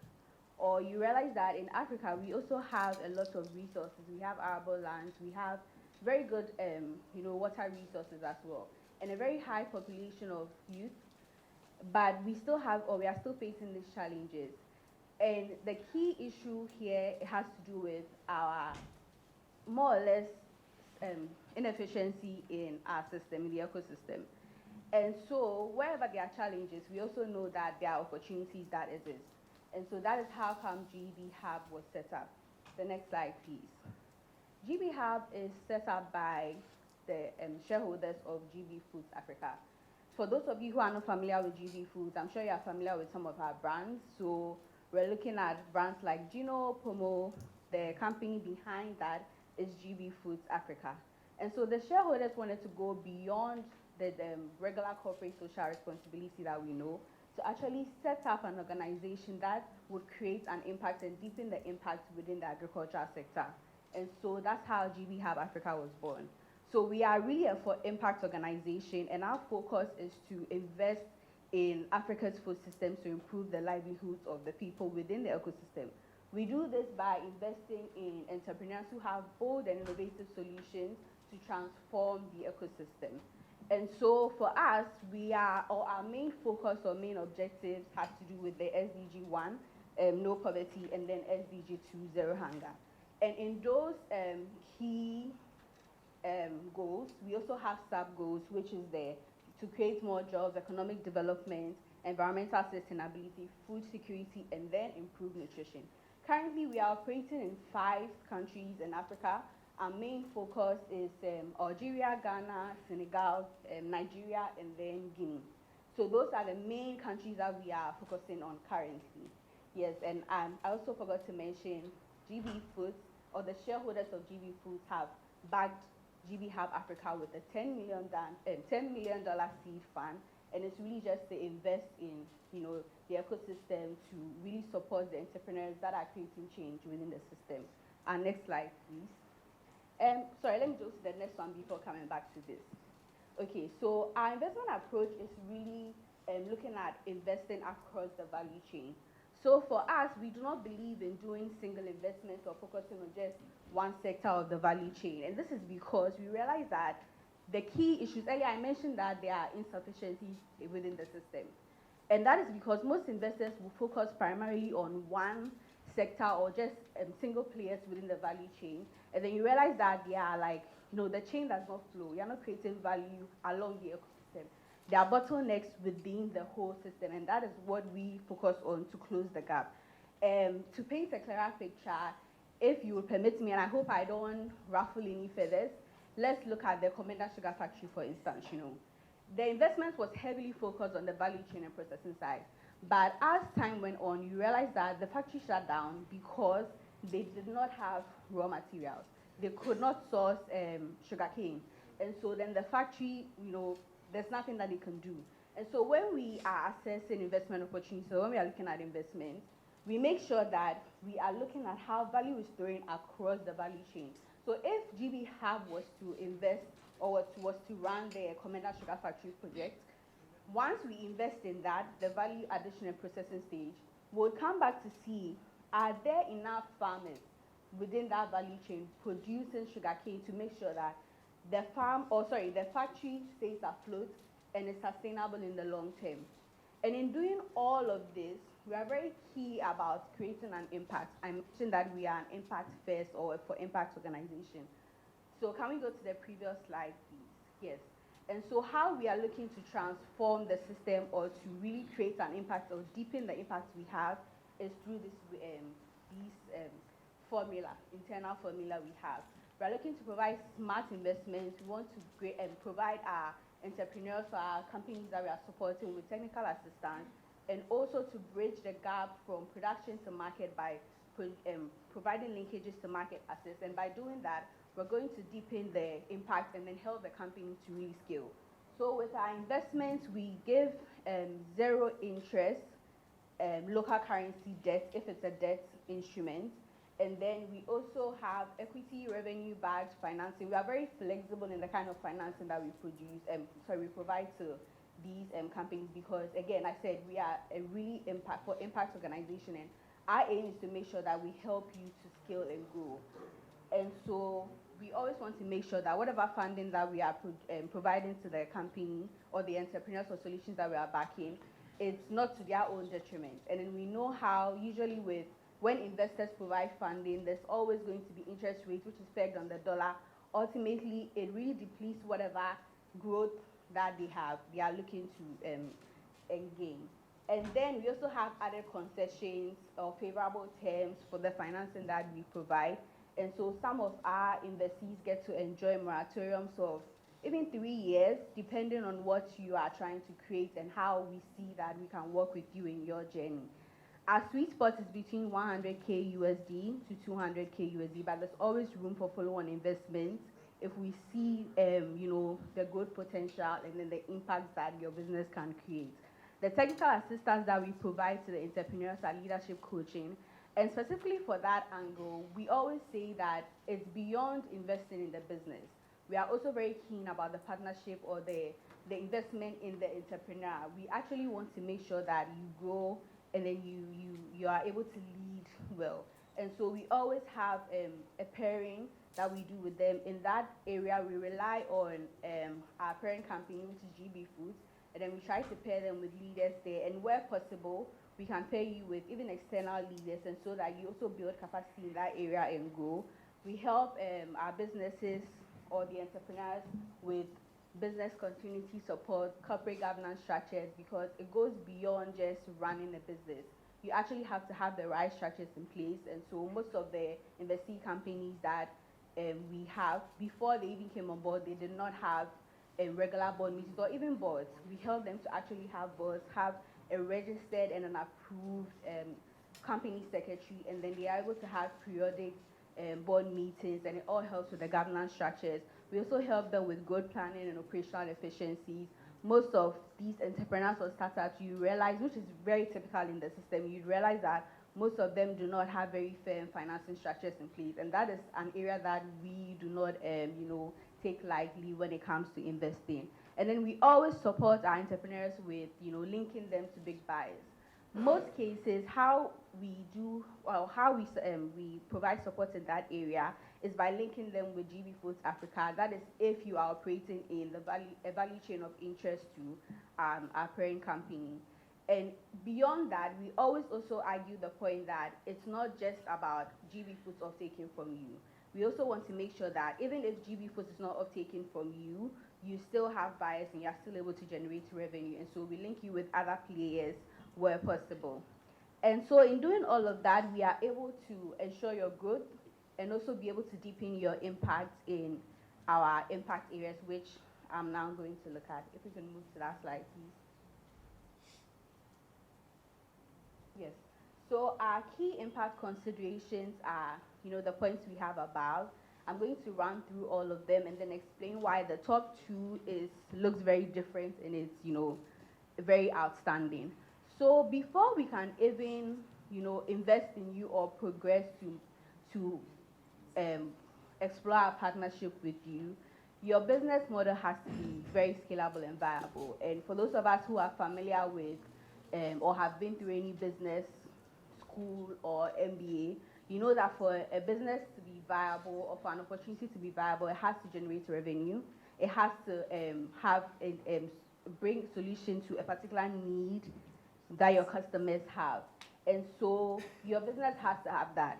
You actually have to, you don't necessarily have to be generating profits immediately, but it has to be a business venture opportunity that has, the potential to generate revenue in the future. And then there also has to be impact on the food system value chain. So if you are operating within the, say, the processing side, we want to see how you are supporting smallholder farmers. We want to see the impact that you are creating along the chain. And so it's not just about you and the account you say for no. We want to see how you are, you are sharing all the revenues, going back, the smallholder farmers are also benefiting from you. All of those key metrics are things that we look out for before we invest in you. And because our parent company is very big, has a very huge local strategy, local sourcing strategy, we are also very big on that, because we believe that for the continent to thrive, money of the world has to stay within the continent. And so if you are, say, producing or you are processing in Ghana, we are not looking to go and source your raw materials from, say, China. No. We want the money to stay here. We want the money to stay on the continent. And so if you are processing, we want to know that you are sourcing your raw materials from the country of processing. And we do not believe that Ghana doesn't have it, or Ghana does not, or whichever country you are processing in cannot meet the standard or requirements. We believe that it's possible. And that is why we are here, to provide you with the financial backing. And so if you want to, partner with us, you need to be able to be sourcing locally and also producing locally. And then your business also has to incorporate some sort of sustainable practices. So that could be adopting sustainable practices such as clean energy. So solar is quite common now. And then, there's also circular economy practices, avoiding food waste, all things like that in your operations. Those are very key things that we look at. And you realize that ultimately, if you are doing all of these things, the four above, you are creating jobs. And then you can also have a key focus on employing women and youth. And the ones above, I mean, that is really like the overarching goals, right? When it comes to the impact considerations, those have to be in place. You realize that when these two things are in place, one way or the other, all these other four will be incorporated in it. You may be at a stage where maybe you are not, or you do not meet the women and youth metric. But it does not mean that we cannot progress with you. We can still progress with you as long as you are going to incorporate that in your future growth or your growth plan. The same also, job creation, definitely you'll be doing that. Local sourcing is also very key. So yeah, we can move on to the next slide, please. To look at the investment process, I'm also going to talk briefly on the stakeholders that are involved, right? So there are three stakeholders involved in the investment process. That is we, the entity that's providing capital, which is GB Hub Africa. There's also going to be the applicant or the promoter or entrepreneur. And then there's also our governing board. So in this case, there's two sort of arms to that. It's our IC, the investment committee, and also the steerco, which is the board. So the whole process really starts from the screening phase. Typically, how we are able to get connected to promoters or entrepreneurs or businesses in this case is we have a portal. We will share the link and subsequently where you can go on there and apply. You can also find application information on our LinkedIn pages as well, or even forums like this where you would, meet us and then you go through the application process. Once, and that is really just the entrepreneur, that is all on the entrepreneur of the business. Once you apply, what we then do is to screen the potential, the investment opportunity. We screen it, we check it in-house with our key impact considerations that we just looked at, and then we also check the opportunity with, the standard screening or exclusive business practices. So if you are operating in, all your value chains like tobacco and the likes, we would not consider an opportunity like that. If any of your business opportunities and your business operations has anything to do with harming animals or things like that, we cannot progress with you. So once that is done, we then move to the primary due diligence stage, and that is really just now meeting the business, having conversations with them, trying to understand what their business model is beyond what they provided, through the application. We really want to get to know you, and beyond getting to know the business, we also want to get to know the entrepreneur, want to know your team, want to know everything that's going on. What are your growth plans? How are you looking to deepen the impact that you currently have? Once that is done, and if we are satisfied with what we have heard from you, we now move on to the secondary due diligence stage. In that area is where we do the site visits. So we come and see you, and then depending on what the business opportunity is, we would also go to the markets to see if you have, say you have products, we go and see how are your products faring, what do your customers feel about your products. We really go through all of that. And for on that stage, what we're trying to assess is not so much to turn you down, because like I said, we are really a for impact organization. So, but beyond that, and we've already established that your business also has to, have the potential for either generating revenue currently or have the potential for it. And so for us, over there, what we're also looking to see is the gaps that your business has. Because I also mentioned that we provide post-investment support. And so we are looking at the gaps that your business has so that we can tailor the support that we provide to you. Once we do that, you realize that for these two areas, they are colored differently, and that's because those are the critical zones. So for here is where it's just really on GB Hub Africa. What we now do is to prepare the due documents that we have to submit to our governing board. So in this case, it's really our initial submission is the investment committee, and they would give us the initial approval. Usually within that process, there's some engagement with the promoter as well, because the investment committee would come back with feedback that they have, if any, and if we are able to provide clarity to that, we will go ahead and do that. But if not, we would engage the promoter or entrepreneur to gain more, understanding and then relay back. If we are successful at that stage and we gain initial approval from IC, we then package the bill, or we refine it to submit to our board. And our board meetings do not last that long. They are very straight to the point, very fast. And so immediately after, we are able to, get feedback if it's a go or no go decision. Once we get that, we then prepare the investment management agreement.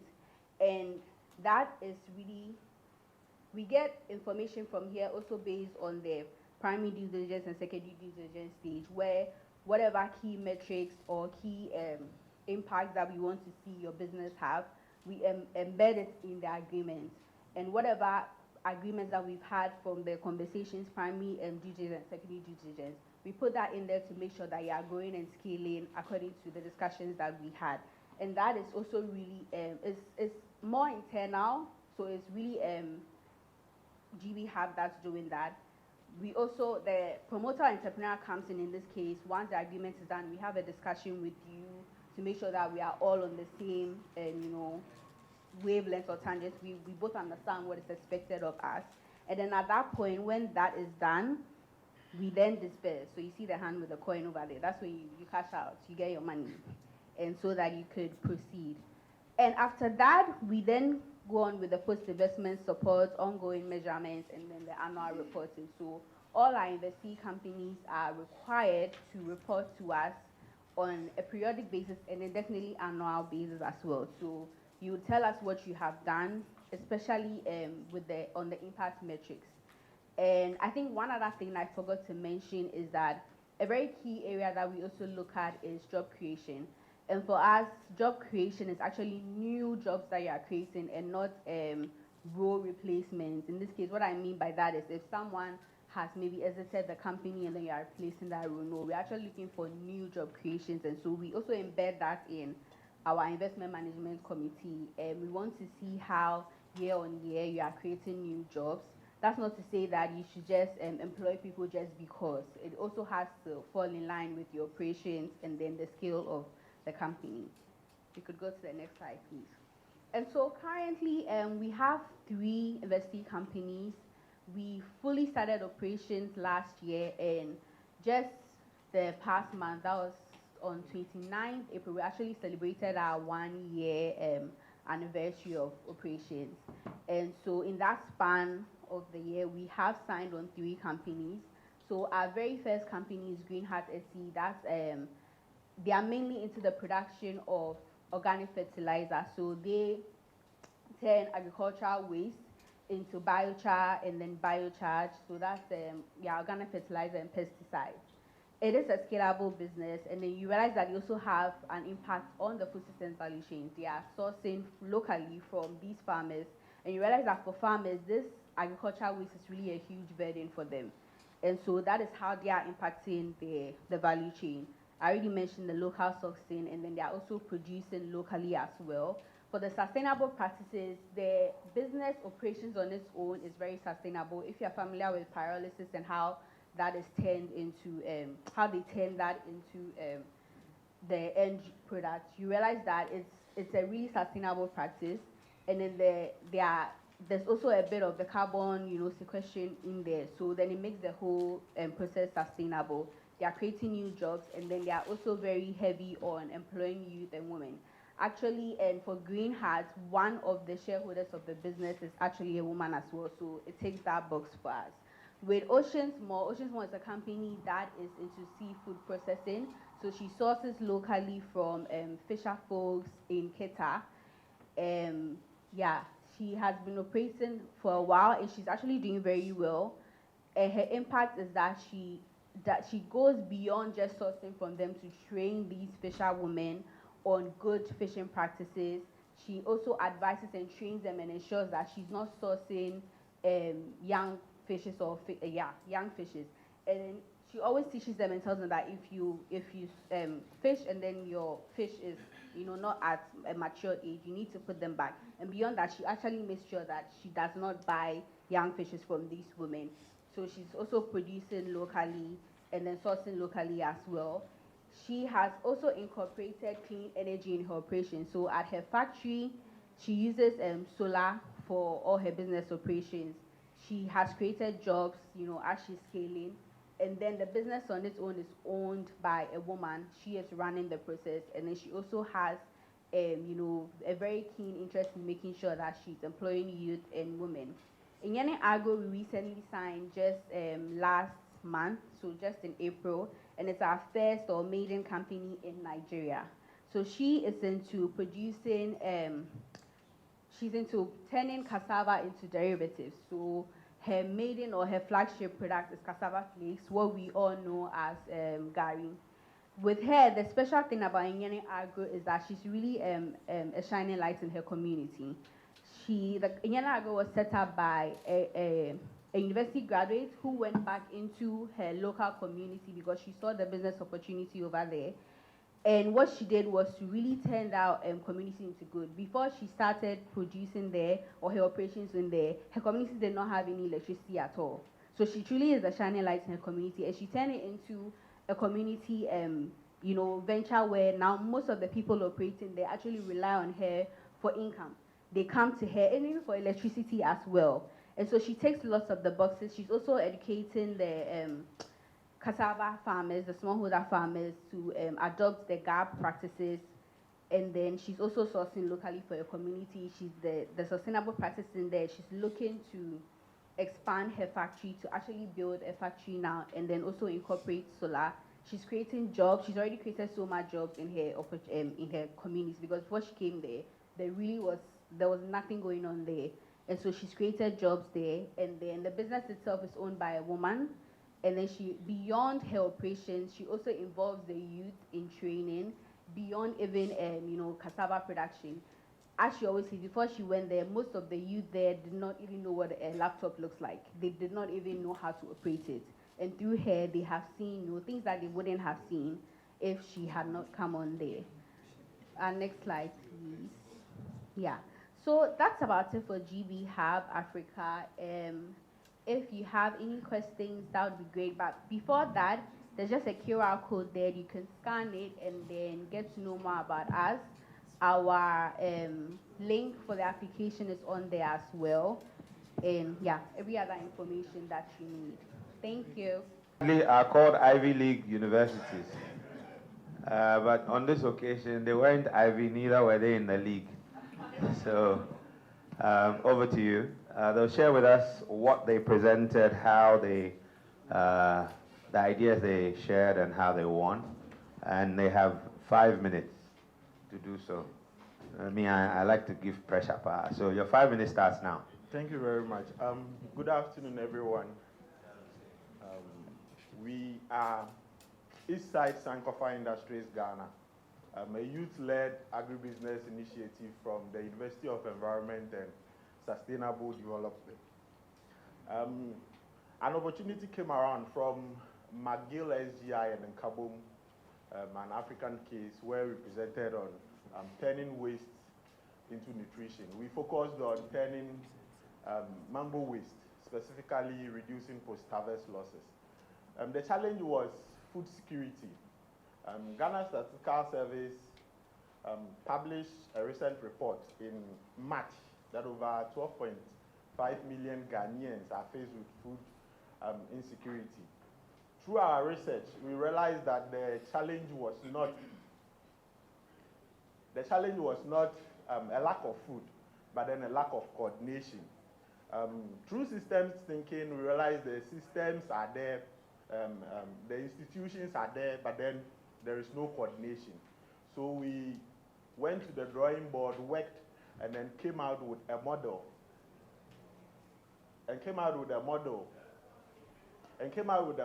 That connects these systems, that is processing fruits into shelf-stable products. We focus on processing mango surplus into mango puree, mango bites, and mango juice. And with the competition, it was intended to connect nutrition, agriculture, and then education. Kindly go to the next slide, please. Our solution is a local mango supply network model. We connect farmers, aggregation, processing, and schools. We at Eastside, we process surplus mangoes into puree and then dried products. The puree is a mango-based product, that is the raw mango and then water. And then it is used for derivative products such as mango juice. It is used in the pharmaceutical sector, and it is used for other products aside agriculture. We supply to local schools as anchor and then the general public. And we integrate nutrition, that is hosting nutrition drives for basic schools and high schools to teach them the importance of nutrition. Our product line include mango butter, mango juice, mango bites, and the mango puree. But currently, what we are focused on from the SGI project is the mango juice and the mango bites, which are nutritious mango-based products that is suitable for the school feeding program. That is currently what we are working on. Our mango bites and the mango juice, they are designed to fit directly into the school feeding program, that is to work as snacks and juice for school children to improve their nutrients. Kindly go to the next slide. The focus of the opportunity was to break silos. That is to break silos between agriculture, processing, education, and health. Already these systems exist, but then they operate separately. Our model is working to connect these systems, that is agriculture, processing, education, and health, while we integrate nutrition along the line. We are looking at connecting the systems, but not to create a new system. And our model is not a new system. We have worked on it from our hub at our school, piloted, and then having traction now because we sell our products in our university community. We presented with the rollout steps of mobilizing farmers. We live in a mango farming community where most of the farmers are mango farmers. But then the challenge they face is post-harvest losses. Every season, large volumes of mangoes go waste. And we've been able to mobilize a session of them, engage them, and then they bought into our idea to work with us to process their surplus mangoes. I think for this was much focused on the competition, where we had a focus on reduction of waste, improvement in diversity, and then creating local value. That is sourcing the raw materials locally, processing, and then making sure that the value goes back to the farmer. Our system is designed to use solar drying, that is simple processing, minimal reliance on refrigeration, and an equipment, and then a model that is feasible, and then can work with the local context.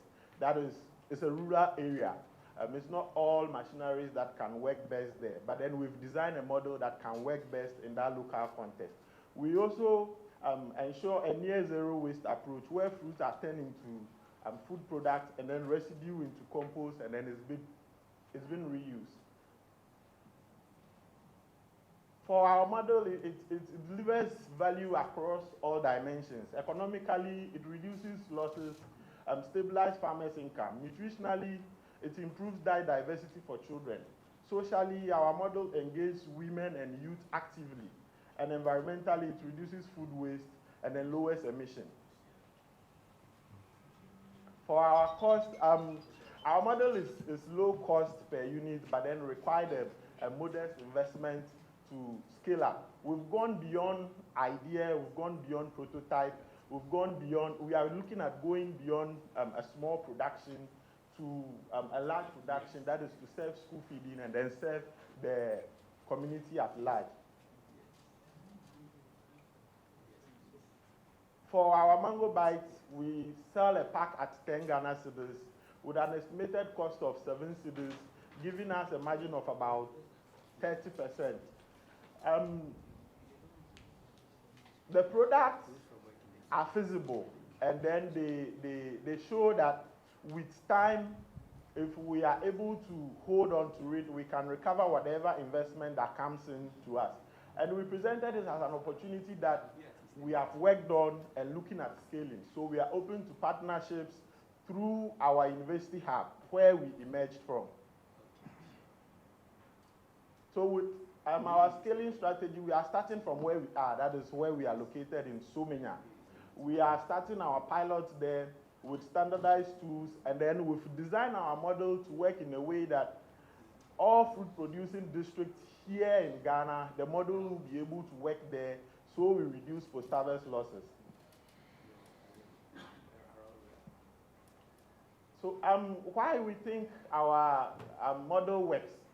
We align agriculture, education, and nutrition. We use schools as anchor from where we stand now, and we build on existing systems rather than building new ones.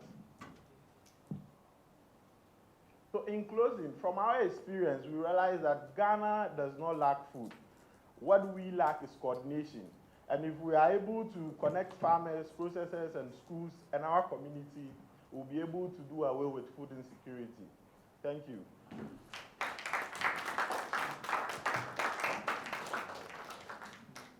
Thank you very much. We'll take 2 questions. Okay, a comment. So let me take the question first.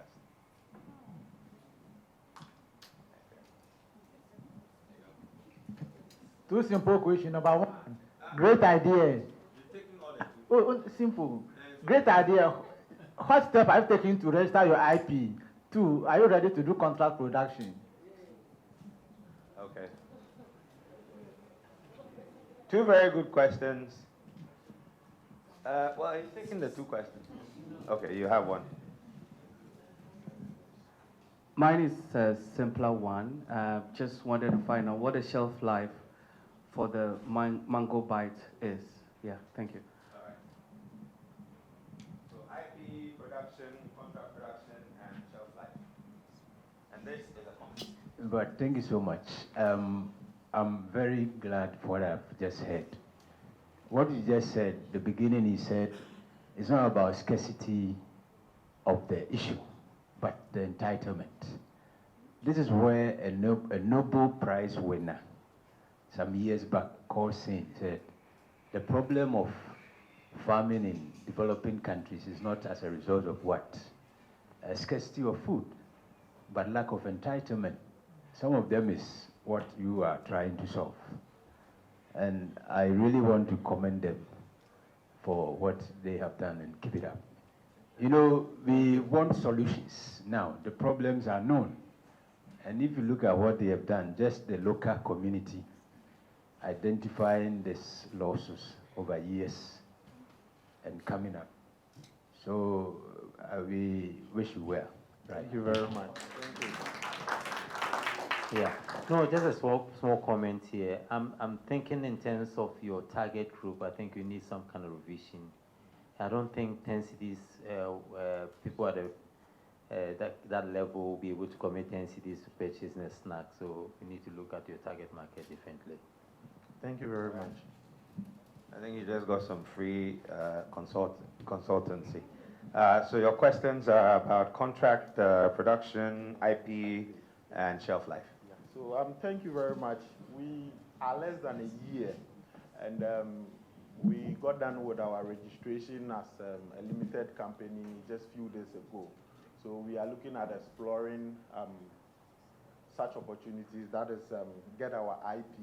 And then that brings me to sharing this, that since we are here, I'd like to share that for young people, what we need is not always funding. It goes beyond funding, just as you've mentioned. We can get the funding, but we don't have access to people that can give us or can lead us to getting our products, getting an IP for our product, getting access to market. So we would appreciate if you go beyond funding and then consider mentorship, consider policy, consider giving us access. So then after the funding, we can proceed and then go beyond what you are expecting of us. So we just got done with our registration and we'll look at exploring such opportunities to get the IP done. And with contracts, yes, of course, we are open to partnerships, investment, and then such contract production also. As of now, though we are on a small scale, I think when it comes in, we'll do our best to take care of it. Thank you. And then with shelf life, for the mango fruit itself, the shelf life is short. But then when we process it into the puree through refrigeration, we're able to extend the shelf life. And then when we add in the butter and then the juice, it goes a bit further. So it can range between 3 to 6 months and then even up to a year. Fantastic. A round of applause for them. Thank you and congratulations. Thank you very much. We witnessed the investors giving us their lightning pitches. Well, now we're going to hear from the 5 high-growth SMEs who will present their businesses to us. But before then, we'll take a quick presentation from GIZ's Invest in Jobs, and this is really spotlighting programs that support SMEs, and GIZ has been at the forefront of such. Nicholas Harendorf is here, and he will take that. A round of applause as he comes, please.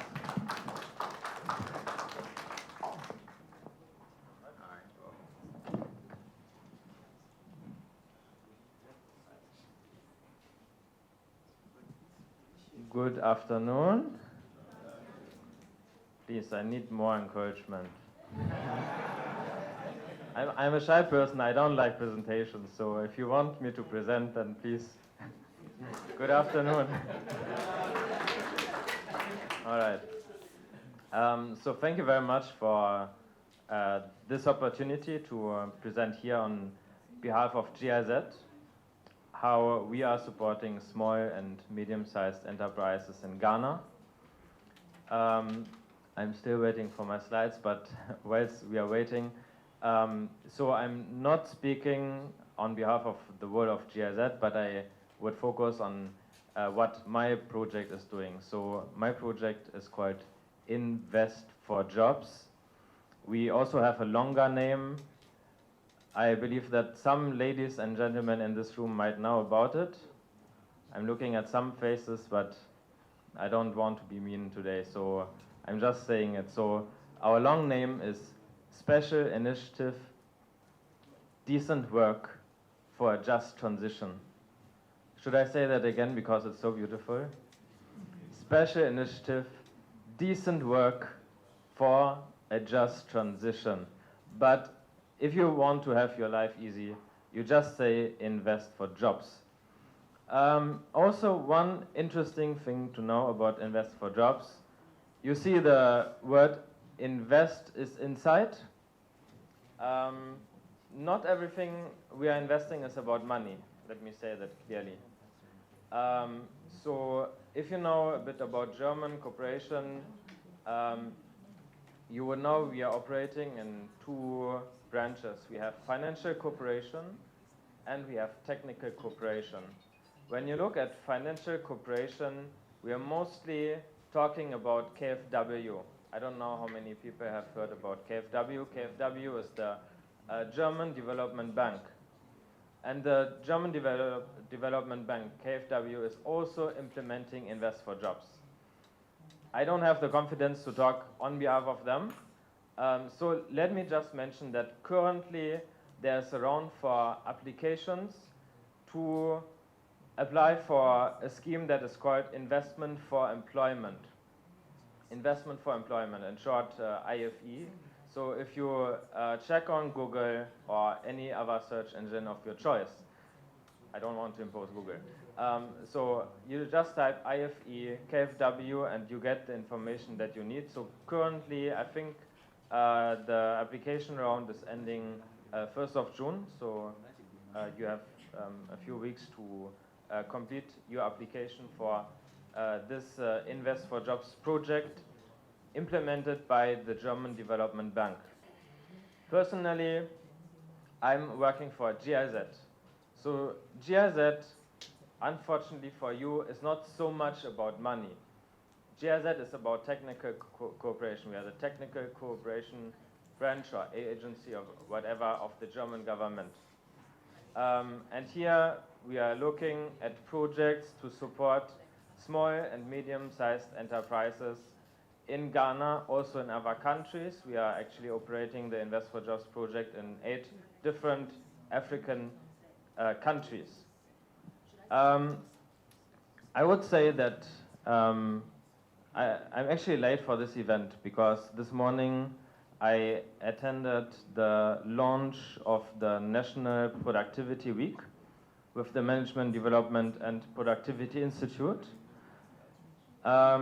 And we discussed that there are reasons why some countries are richer than others.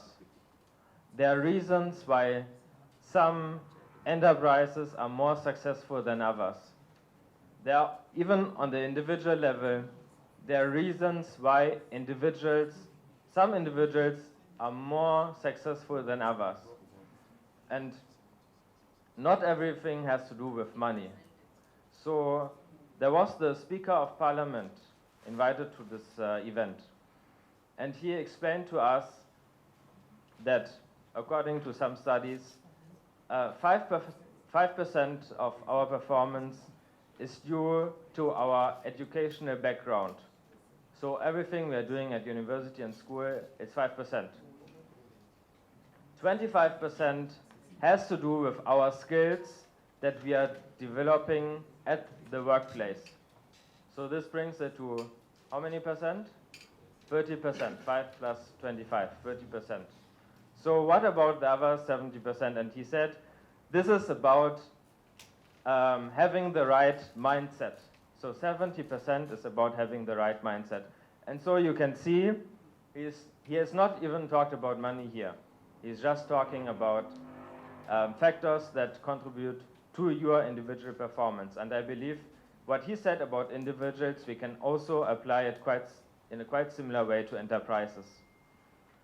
Okay, I will give a short introduction to the Invest for Jobs project at GIZ Ghana. You can see my name here. I'm a technical advisor with this project.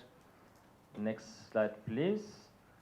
So our main principle, and I mentioned it already when I talked about KfW, so this is the financing mechanism of KfW, Investment for Employment. So you can just type that into Google or any other search engine and you will be supported and see how you can apply for this program. So as Invest for Jobs, back please, we identify and remove investment barriers in cooperation with companies and investors for economic growth as well as more and better job opportunities. Our project duration is from 2019 to 2027. So you can see we have been running for some time, so it means we have quite some experience already. And we are currently approaching the final years of our project implementation. So we can go to the next slide, please. We are also operating in three different areas, or we call it components. So the first one is business and invest. Here we are operating with the German, European, and also African private sector to mobilize them to invest in Ghana. Then we have the second component, which is the Ghanaian SME component. Here we are enhancing the competitiveness and efficiency of Ghanaian SMEs. We, most importantly maybe for you, we improve their access to finance. And we also boost the cooperation between international companies and these Ghanaian SMEs. And then we also have a third component, which is called the cluster focus. Here we are working in industrial zones and special economic zones to improve export opportunities and address investment barriers. Next slide, please.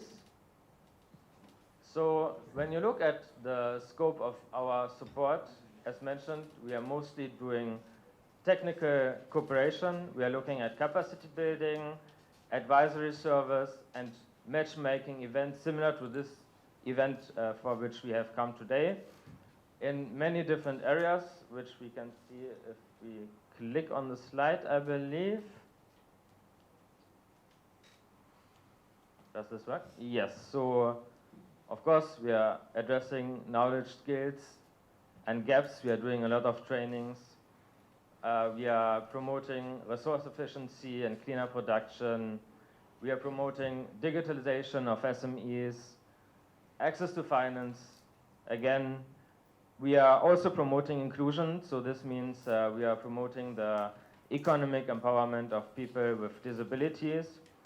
And important also social protection, so that as a worker, you have decent work, you have your SNIT contributions, you have health insurance, and so forth.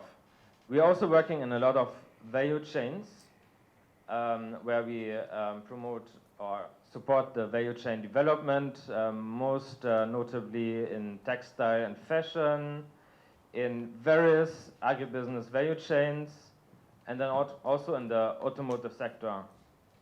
Access to markets is another topic, and then I talked already about, or I mentioned today there was the launch of the National Productivity Week, so we are also promoting increased productivity.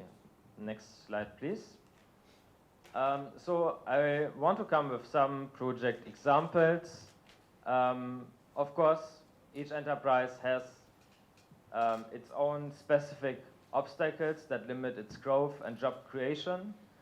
And these obstacles need to be identified and addressed so that the companies can grow and then also create more and better jobs. So in the beginning, I said our mandate is to help SMEs grow so that they can create better and more employment opportunities for the Ghanaian people. Just to mention a few examples, so when it comes to low productivity and low resource efficiency, we are providing support in terms of training and coaching in workplace organization, workplace cooperation, and resource efficiency. Sometimes people are wondering, okay, why do you need to tell SMEs to tidy up their workplace, to switch off the lights when you are leaving your enterprise in the evening? Why do you have to tell me to be on time? Again, because everything about this is about productivity. So when you put the right, we are talking about about the mindset. If you have the right mindset, you put the right structures and habits in place, and then you continue optimizing these practices. So this will increase your productivity, and I believe there's a clear link to the topic of access to finance, because the truth is that no investor wants to invest in a company that doesn't show strong productivity indicators. So that's why I would like to say that this project, we are implementing it by using an ILO methodology. It's called Sustaining Cooperative and Responsible Enterprises Score, with the Management Development and Productivity Institute as partner. So even though at first sight maybe you are wondering here, what is the link to access to finance? But then if you go through the program, you realize, okay, there are actually a lot of links when it comes to access to finance. Even saving money so that you improve your cash flow, because when it comes to resource efficiency, the beautiful thing is it's not only good for your climate, it's also good for your pocket, right? When you switch off your light, when you're saving energy, water, material usage, and so on. So we can go to the next slide, please. Another example, limited access to international and domestic markets. Let me do that a bit quickly. So for example, we organize business trips and trade fair participation of Ghanaian SMEs. So for example, last year we attended the Sahara trade fair in Abidjan. Maybe some people here might know about it. It's probably the biggest agribusiness trade fair in West Africa, happening every 2 years in Abidjan. We are having a very strong cooperation with Ghana Enterprises Agency on the digitalization of SMEs. So here, for example, we provide customer relationship management software and then also online visibility support, websites, e-commerce, social media. And also we are having some projects where we help companies to get their products certified to have better and easier access to markets. Next slide, please. Okay, let me do this shortly as well. You know, OSH, occupational safety and health, is very important. Linked to access to finance is that more and more investors are also looking at indicators related to OSH. So if you have a good OSH policy in place, OSH, occupational safety and health, if you have such a policy in place and you implement it and you document it well, it also helps you to convince some investors who are looking at. So this is the rule. But then the good news for some businesses is that to every rule there's also an exception. AGI is sitting here. Hi, Daniel. So, yes. So with AGI, we are implementing what we call a grant scheme. The idea is that a lot of businesses have a lack of production capacity. And then at the same time, unfortunately, a lack of access to finance. And then sometimes we try to be a bit pragmatic, even though we say we want to support companies in a technical way. But then we are also using this mechanism of a grant scheme to make this exception to be a bit pragmatic. So it actually works this way. We are doing call for applications. We are screening your applications.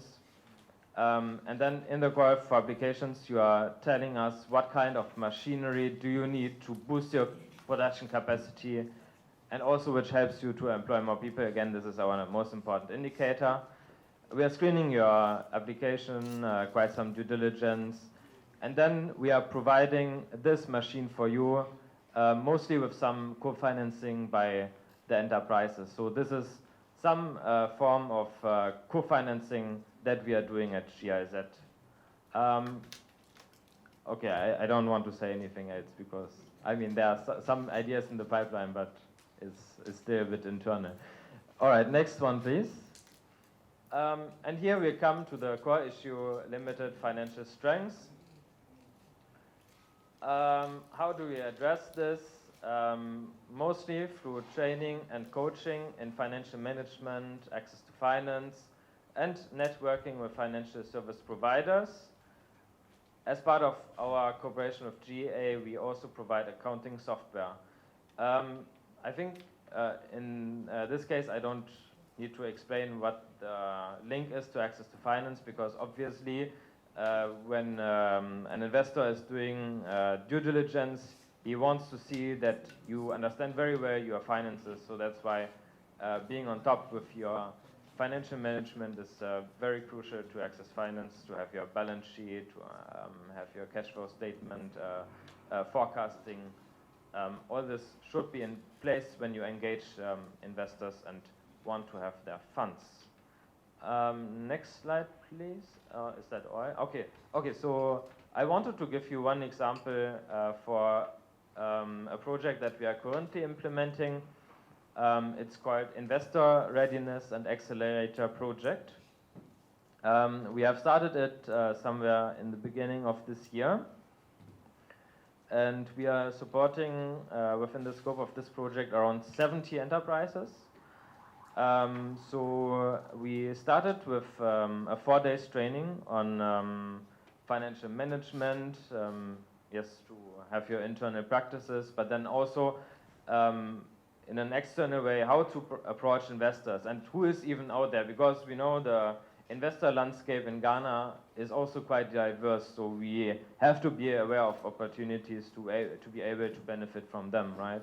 So we had this 4-day training in different regions of Ghana, and then we are currently at the coaching phase. We are also offering webinars on some specific topics, and then we are also holding some matchmaking events where we are also sourcing for impact investors, so that will be important for us to have you on board as well.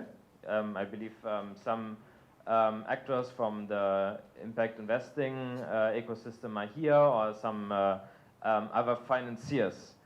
And then for you as SMEs, so the bad news is that the project is already running, so you currently cannot really apply, but if you reach out to me, maybe we can arrange something. I mean, for the webinars, if there's a very specific topic that is of interest to you, I can share with you the webinar topics, and I mean, since it doesn't cost us anything to extend the invitation to additional participants for our webinar, we could also invite you. If you maybe make a very strong case, maybe we can also invite you for one of these matchmaking events, so that you can also show your enterprise to a larger network of financiers.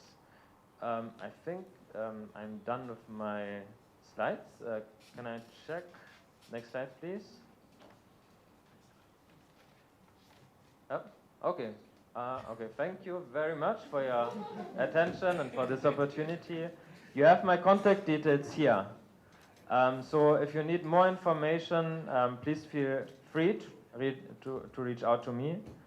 I always try to respond to all emails. Also, just for you to know, we are constantly, I mean not constantly, but several times a year we are running call for applications for all kind of projects that I've just implemented. And it's happening together with our partners, but also on our social media handles. So we are on Facebook, Instagram, and LinkedIn. If you type GIZ Ghana, then you shouldn't miss anything. Thank you very much. Thank you very much, Nicholas. Then let's start with the trolley market then. Daniel Kwame Apiasari is the General Manager, Trolley Market. He's going to start with the rapid fire pitch session.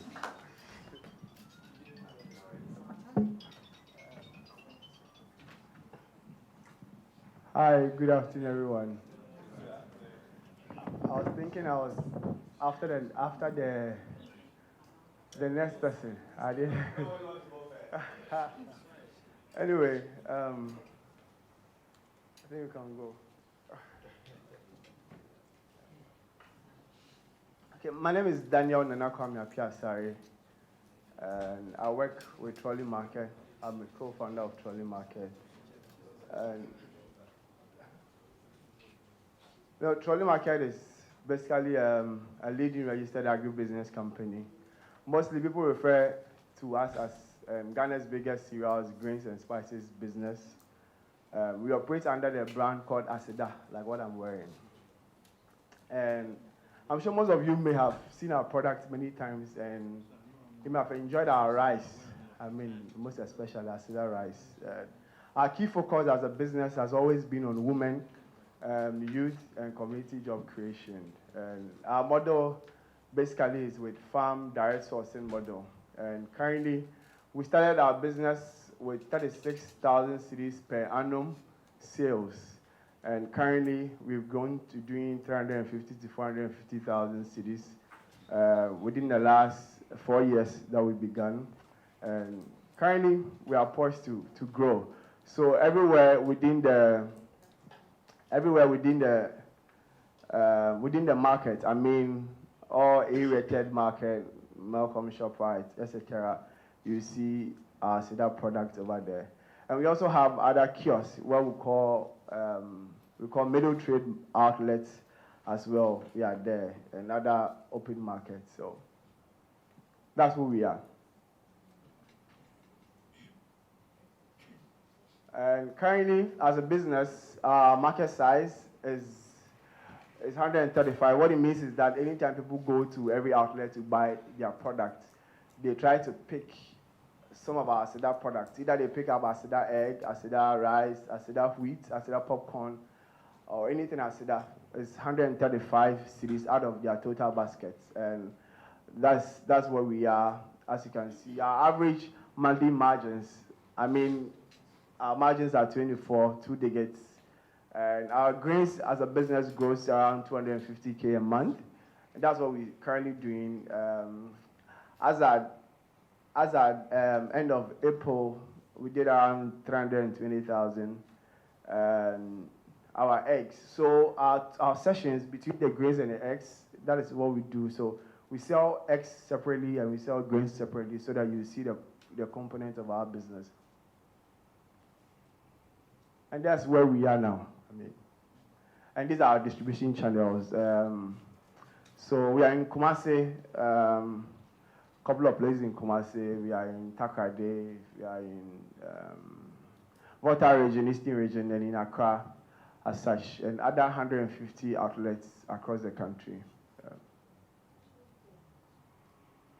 And this is the database of our smallholder farmers. We aggregate directly from farmers across the nation. So we buy our rice from the north, a place in the north called Wawishi. I don't know if any of you know there. And then Adoli as well in the Upper West region. That's where we buy our rice, our parboiled rice, and our cowpeas. In terms of our eggs, we buy them from Domahimkro, the hub of Ghanaian eggs. And currently, we also buy from Asojaman. This is where we buy in the Volta region and Mafi Kumasi. That's where we aggregate our brown rice and then our gari as well. As well as in the central region now, we've introduced the Asida long grain rice, where we buy our long grain rice from Asin Fosu. Then in the western region, Agunan Kwanta and Sekendi, that's where we buy our shrimps and fish powders. We are fortunate with our shrimp and fish after last year that we had the support from AGI that we were able to sell to GB Foods. So the jumbo cube that you eat at home is by Asida. Oh, and GIZ. And GIZ is by Trolley Market. So please, next slide. So this is where we are going, and this is what we want to do as a business. I'm sorry, the thing is making me sound funny. Yeah, the microphone is making me sound funny. Anyway, this is where we are going as a business. We're looking at between 3 to 5 million investment to establish a distribution network across Ghana. We believe strongly that the traction is there, and it's best that we'll be able to grow our enterprise in terms of full capacity in network, and also to build ourselves a state-of-art warehousing and logistics hub to streamline our supply chain efficiency.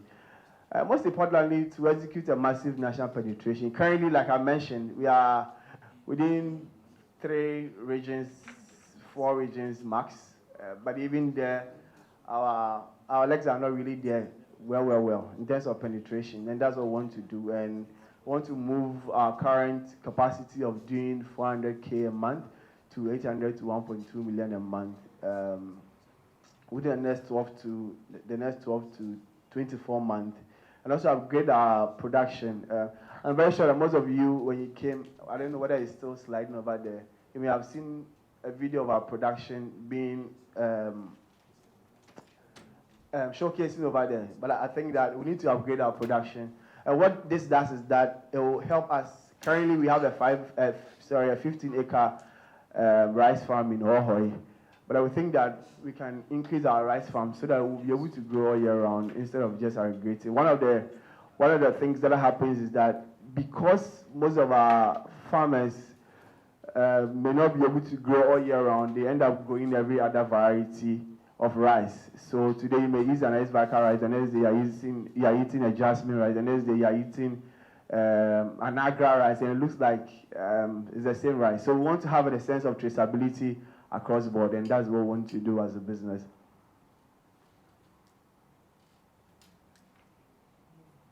Next slide. And this is what we want to use our funds for. If God willing, we're able to raise the money. We want to build ourselves in year one, in 2026, this year. That's our top thing that we want to do. We want to build and improve our brand presence. Most of you who have been to Melcom before, when you go to the outlets, you see that they have this round thing where people will go fetch a product and weigh it, and then you go and pay. I don't know if any of you have seen it. We brought up that initiative earlier when we sold it to them, and we couldn't execute it because they felt we didn't have capacity, so they had to bring in Bayera to come and do it, the guys who are doing it now. And now we think that we have a lot of muscles to be able to get that done. And it's the same way in year 2, year 3, year 4, as you can see. Year 2, want to grow our channel, and year 3, explore new markets. Year 4, want to explore the international market as well. And of course, become a market leader as we ambition.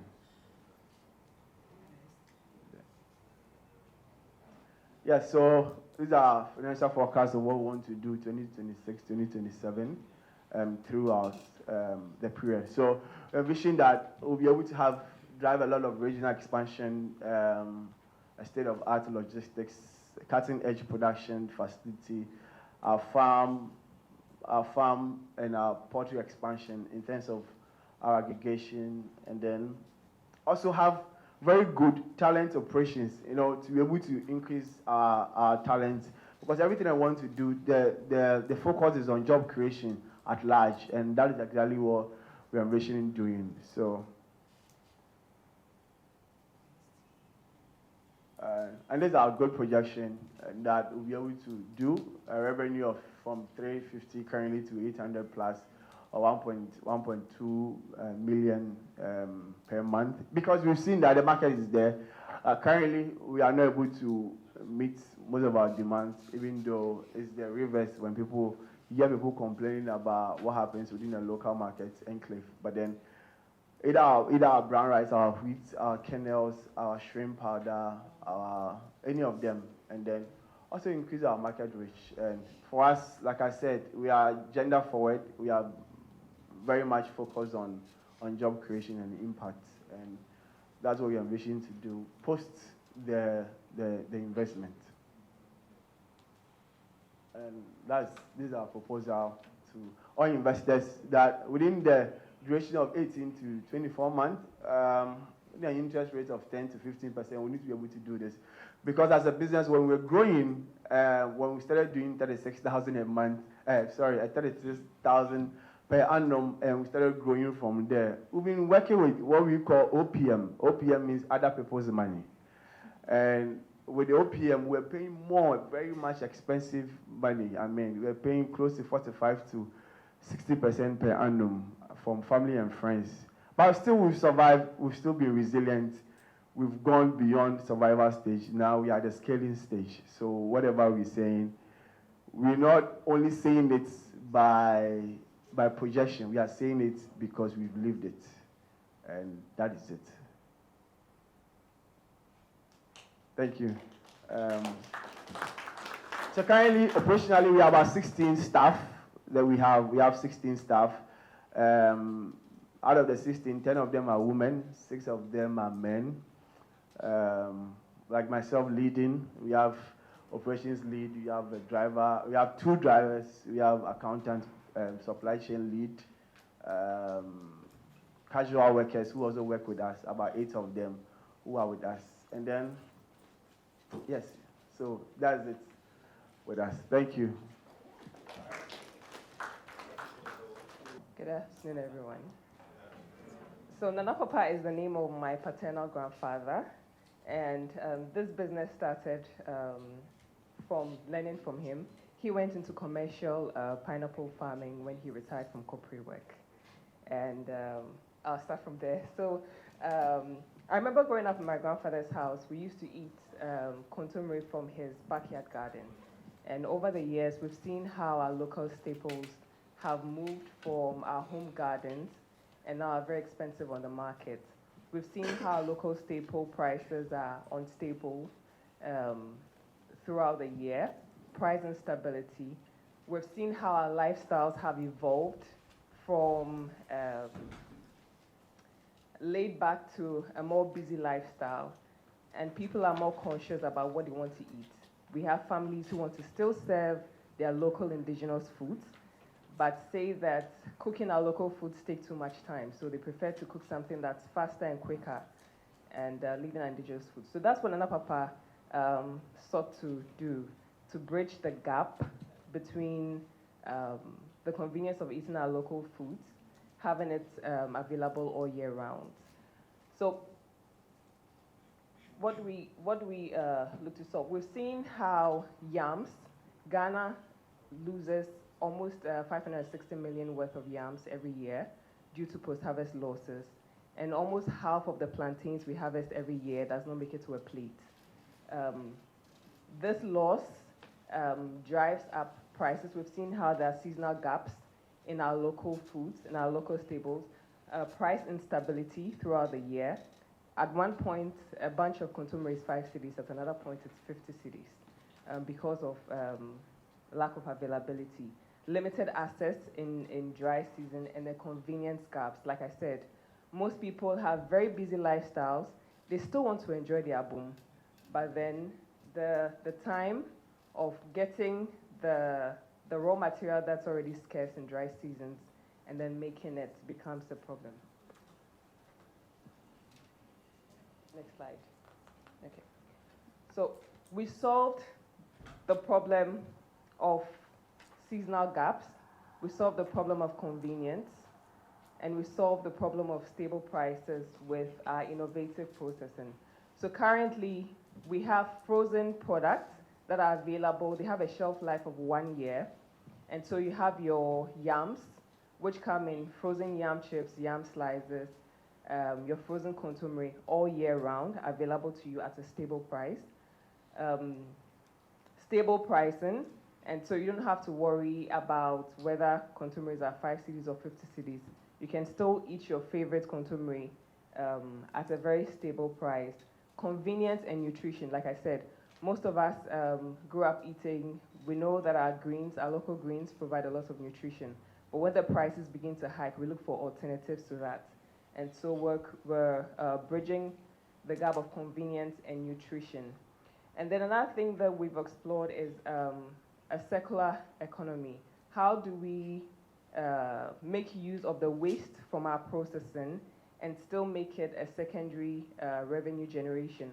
Currently, we've explored using the waste from our yams and then some of the waste from our contumely spine for the contumely spine for compost, and then for the yam, we're exploring yam flour and then plant-based adhesives. Next slide. Yes. So currently, we have yam chips, yam slices, frozen contumely, and frozen kelewele. We've all enjoyed kelewele from the streets. Now we're very health conscious, and so if you want to make it at home properly, it takes you about 45 minutes. We've reduced all that. You can have your kelewele in 8 minutes. And that's the total summary of what we do. Creating convenience, allowing you to enjoy your local indigenous foods, but within a very short time. Next slide, please. So 5.3 million consumers, urban Ghanaian market is our home market. 250,000 diaspora market is a high-end market we're looking to explore. And then AFTAC opens up 1.3 billion for us on the continent. Next slide, please. Yes. We have, there's a growing demand locally for indigenous foods.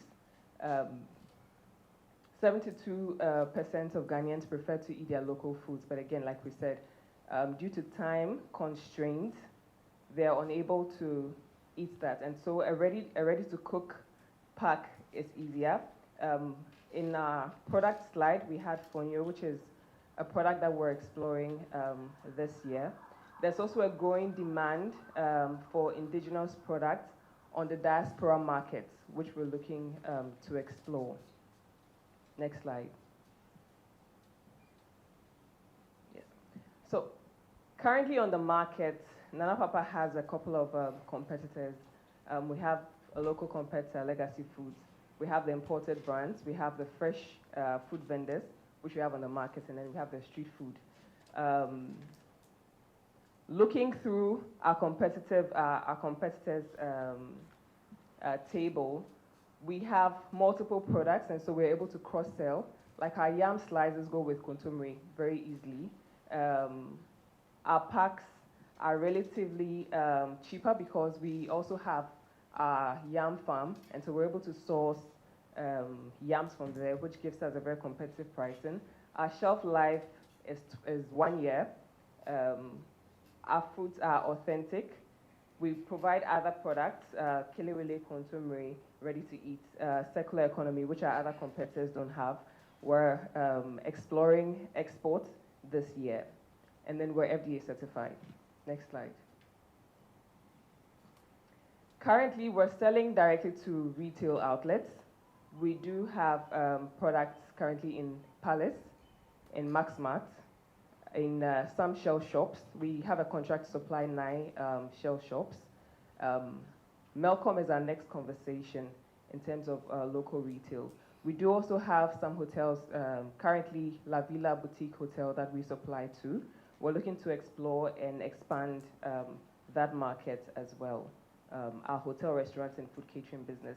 And then also putting point of sale on campuses.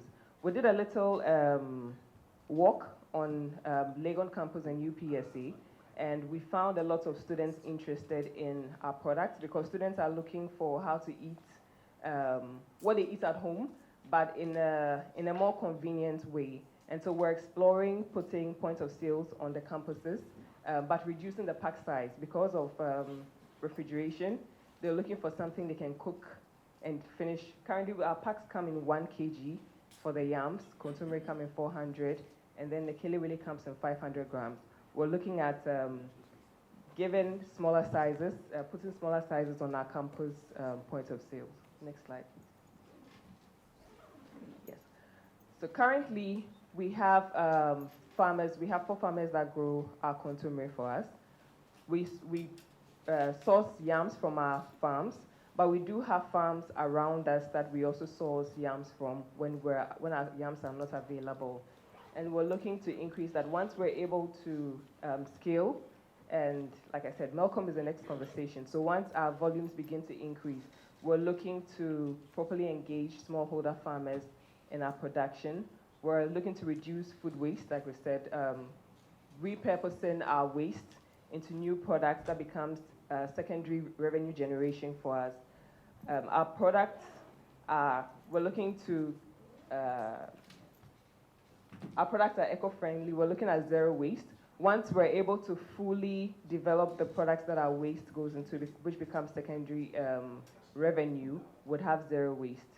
And then once we increase our production, we'll be able to increase jobs directly and indirectly.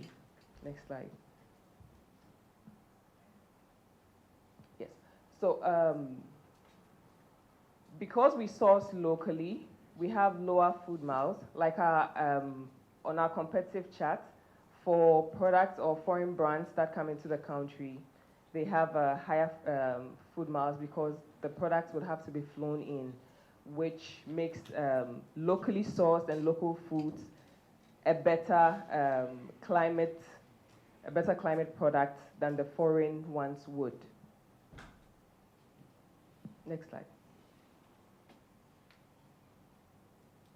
Yes. So currently in our factory, we're looking at how we can maximize our water usage. Because of our processing cycle, we're looking at how we can use less water or repurpose our wastewater in a way to sort of feed the recycle. We're looking also to directly support farmers that grow our products, looking at 150 plus once we begin to increase our volumes, to be able to produce the raw materials that we need to feed into our factory with the specific specifications that we need for our factory. Next slide, please. So currently our growth strategy is to launch our new product lines, to explore our yam flour. Like I said, we're currently exploring, we've done some samples of yam flour from the excesses that comes from cutting the chips. We're looking to explore our export markets. We've seen the demands that have come from there because we see how our diasporans are homesick of local foods. And so we're looking to explore the UK and the West African markets. Our food are very similar across West Africa, and so we see it as an opportunity to explore those markets as well. In the medium term, we're looking to semi-automate our processes so we can produce more, implement cold chain logistics. Currently, we use just-in-time as our method of production, so we produce based on orders that come in because of our cold chain logistics. And in the long term, we're looking to achieve zero waste in our production line. Next slide. For our financial projections, in the first year, we're looking to explore, once we're exploring new outlets locally and internationally, we're looking to increase our revenue. When we started, just from 2024 to 2025, 2024, our total revenue for the year was 33,000, because when we registered a company in 2022 to 2024, we're still fine-tuning our products. But just for 2025, when we went commercial, started to supply retail, our revenue jumped from 33,000 in 2024 to almost 270,000 in 2025. And so we know that we're able to increase or triple our revenue stream. Next slide.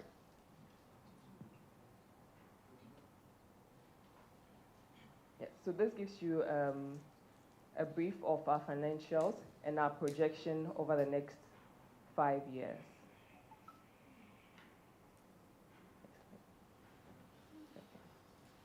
So for our sustainability strategy, we're looking at regenerative agriculture. Like I said, we're going to work with smallholder farmers that produce our raw materials.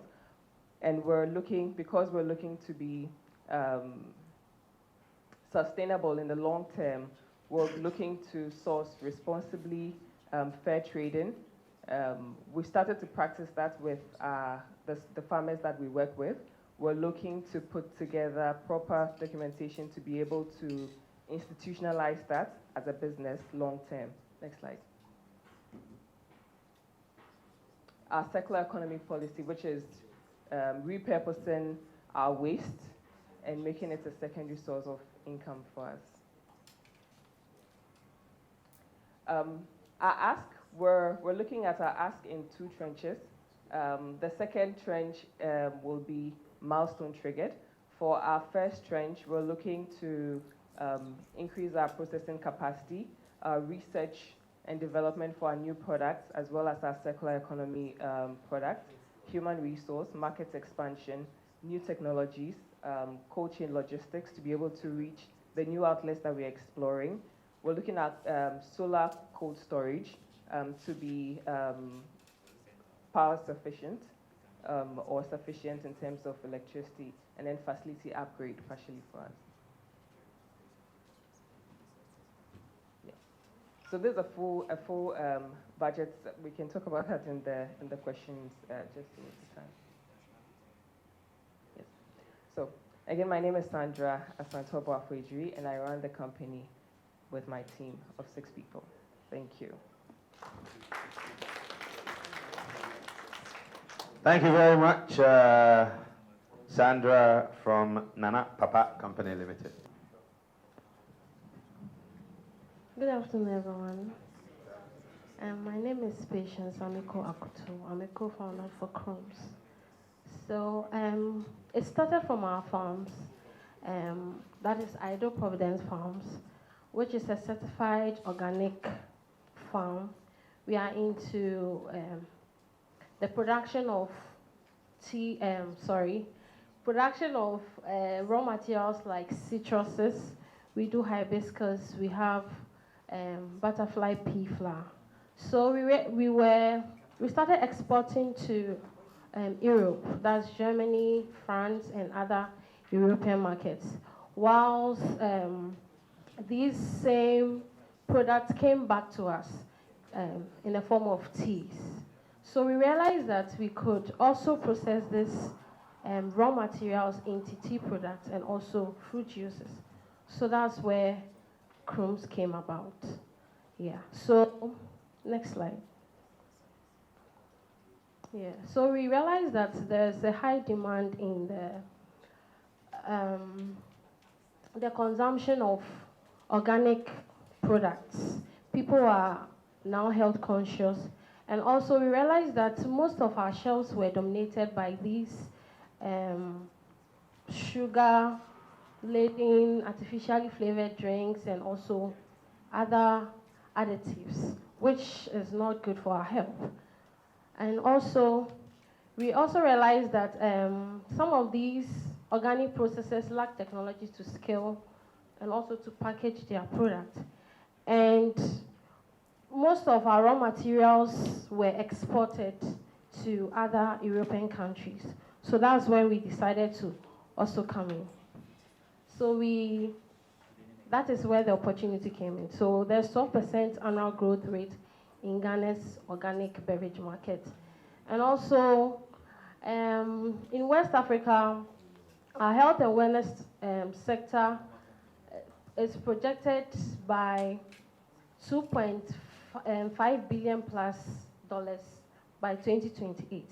So we have an advantage there. And also, we are in control of our raw materials where we have full value chain from our farm straight to the shelves. And also we are FDA approved. So next slide. So this is one of our products, a butterfly pea flower. It's around, but most people don't know the value of this product. It's very, very good for us.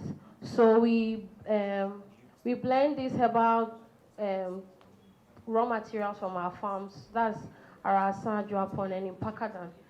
And also, these products are rich in antioxidants.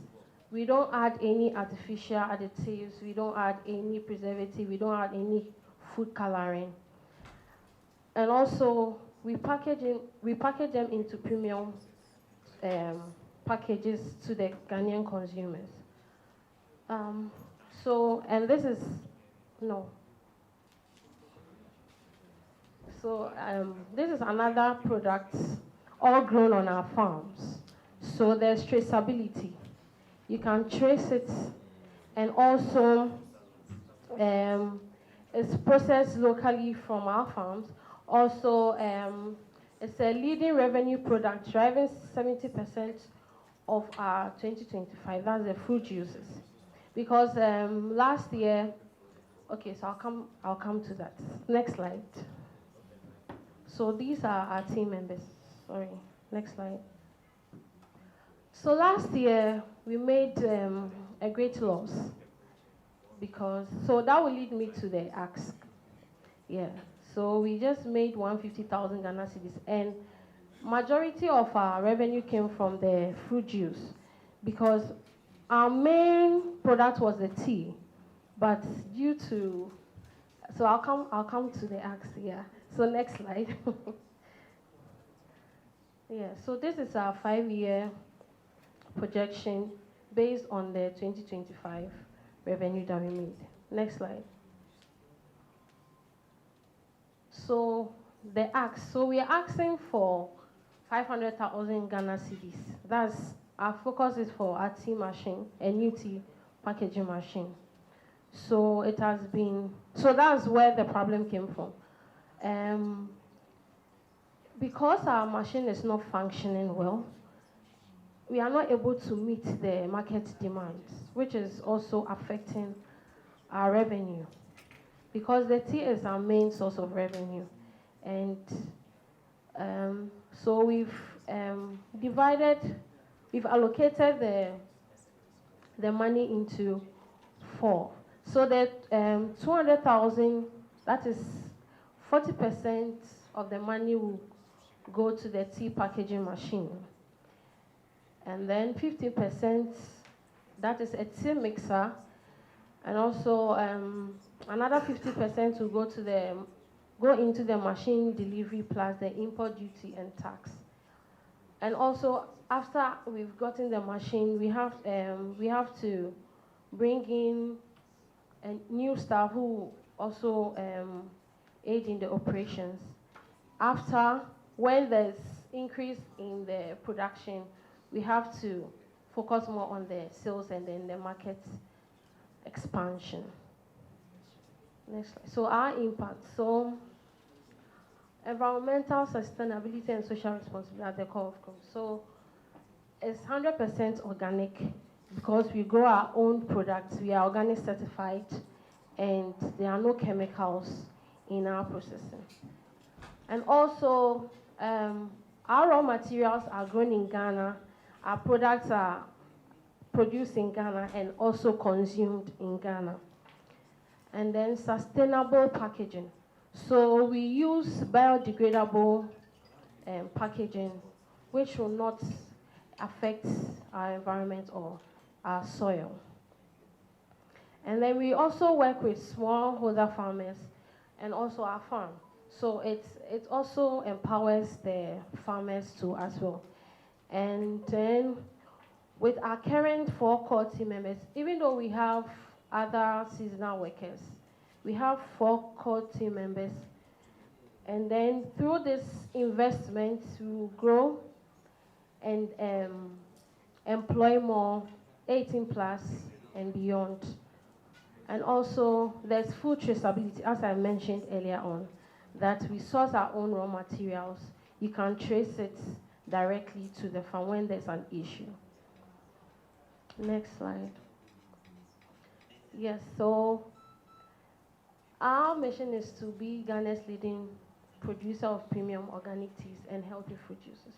So this is our revenue, and our ask is 500,000 Ghana cedis. And our projection by 2030 should be 1.9 million plus. Thank you.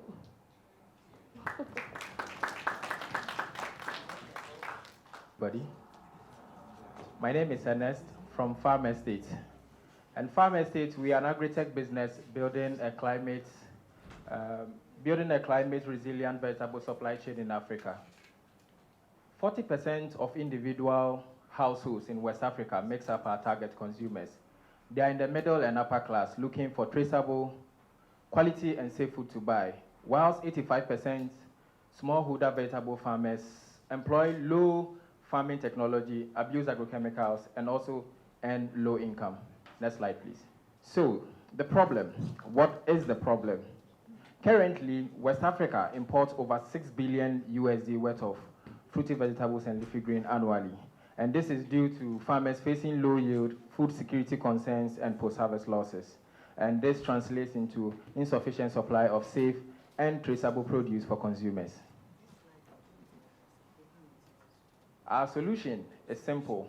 We are looking at building a climate-controlled hydroponics hub that produces and research, that research and also produces fresh, clean, and pesticide-free vegetable year-round through our IoT production intelligence platform, and also provide training and set up smallholder farmers and agripreneurs via our hub and spoke model.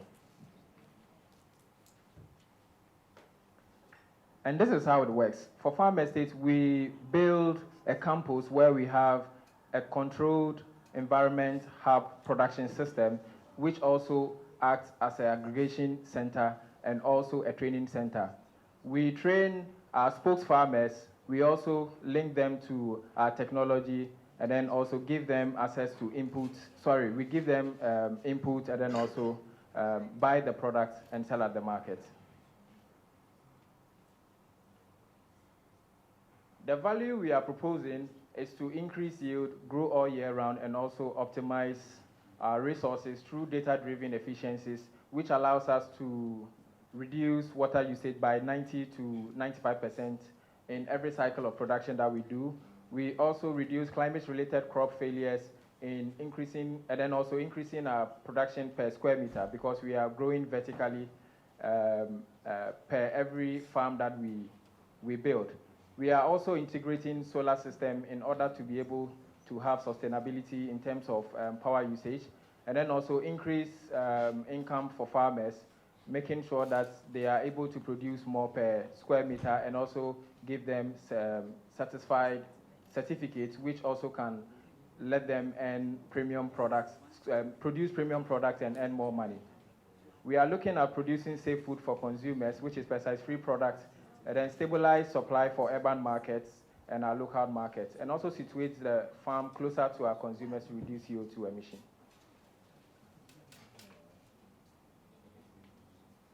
Next, please.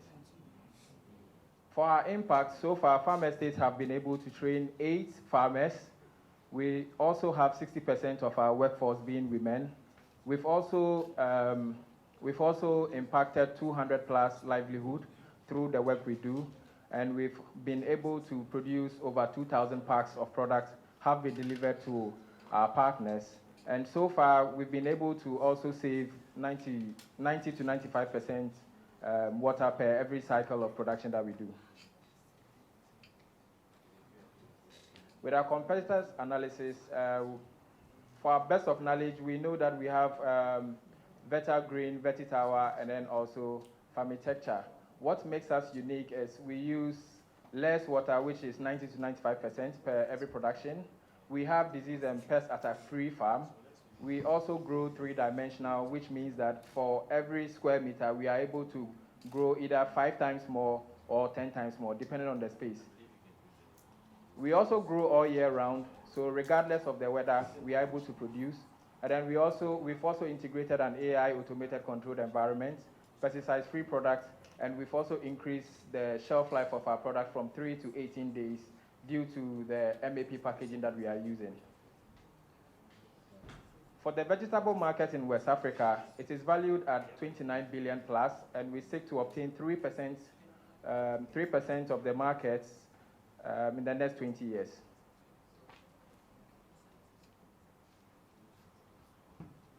Our go-to-market strategy is to sell through retail distribution, institutional buyers and export markets, and also focus on gaining a lot of farmers, training them, and also onboarding them onto our hub and spoke model.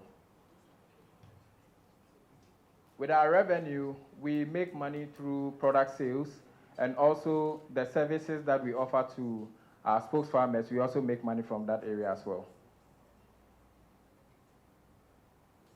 Our business model is made up of B2B, B2C, and also hub and spoke integrated agricultural model that allows us to make money through product sales, service fee, and subscription fees.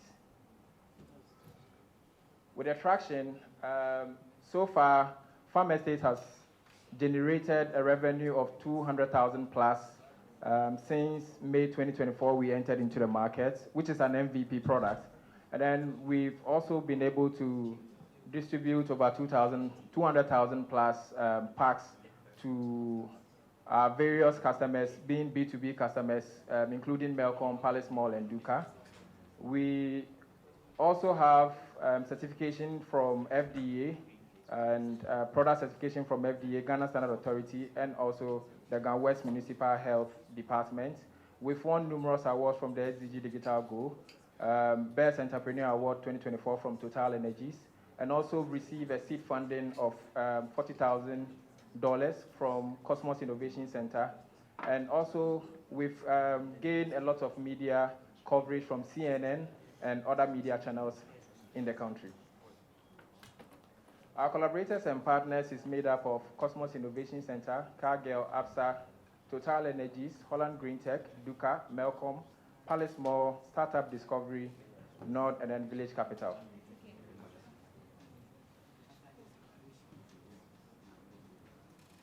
Our team is made up of Adledna Okuti, who is a co-founder and also horticulture and marketing with 5 years of experience. I have myself, and Islami, co-founder and CEO with electronics engineering background, and I have 8 years of experience. We also have Felix Lamy, co-founder and COO, who is also electrical engineer with 5 years of experience. And then Akuya Beckham Philip, who is also our CTO, and he also has 5 years of experience. We've also gained we've gained a CFO just this year who have also joined the team. It's unfortunate he's not here. For our market opportunity, now we are able to produce less than 600 packs per month, and this is because of, it's an MVP that we've tried, and we are now looking forward to grow, but the market opportunity is around 55,000 pool nuts per month, and we are only able to produce just a small fraction of it. For our acts, we are looking at $250,000 through safe instruments, looking to invest 80% into production scaling, 13% into market and distribution, 2% into patenting, and then 5% into product certification and traceability. With the money, it's going to help us to increase our production capacity from 150 packs to 2,000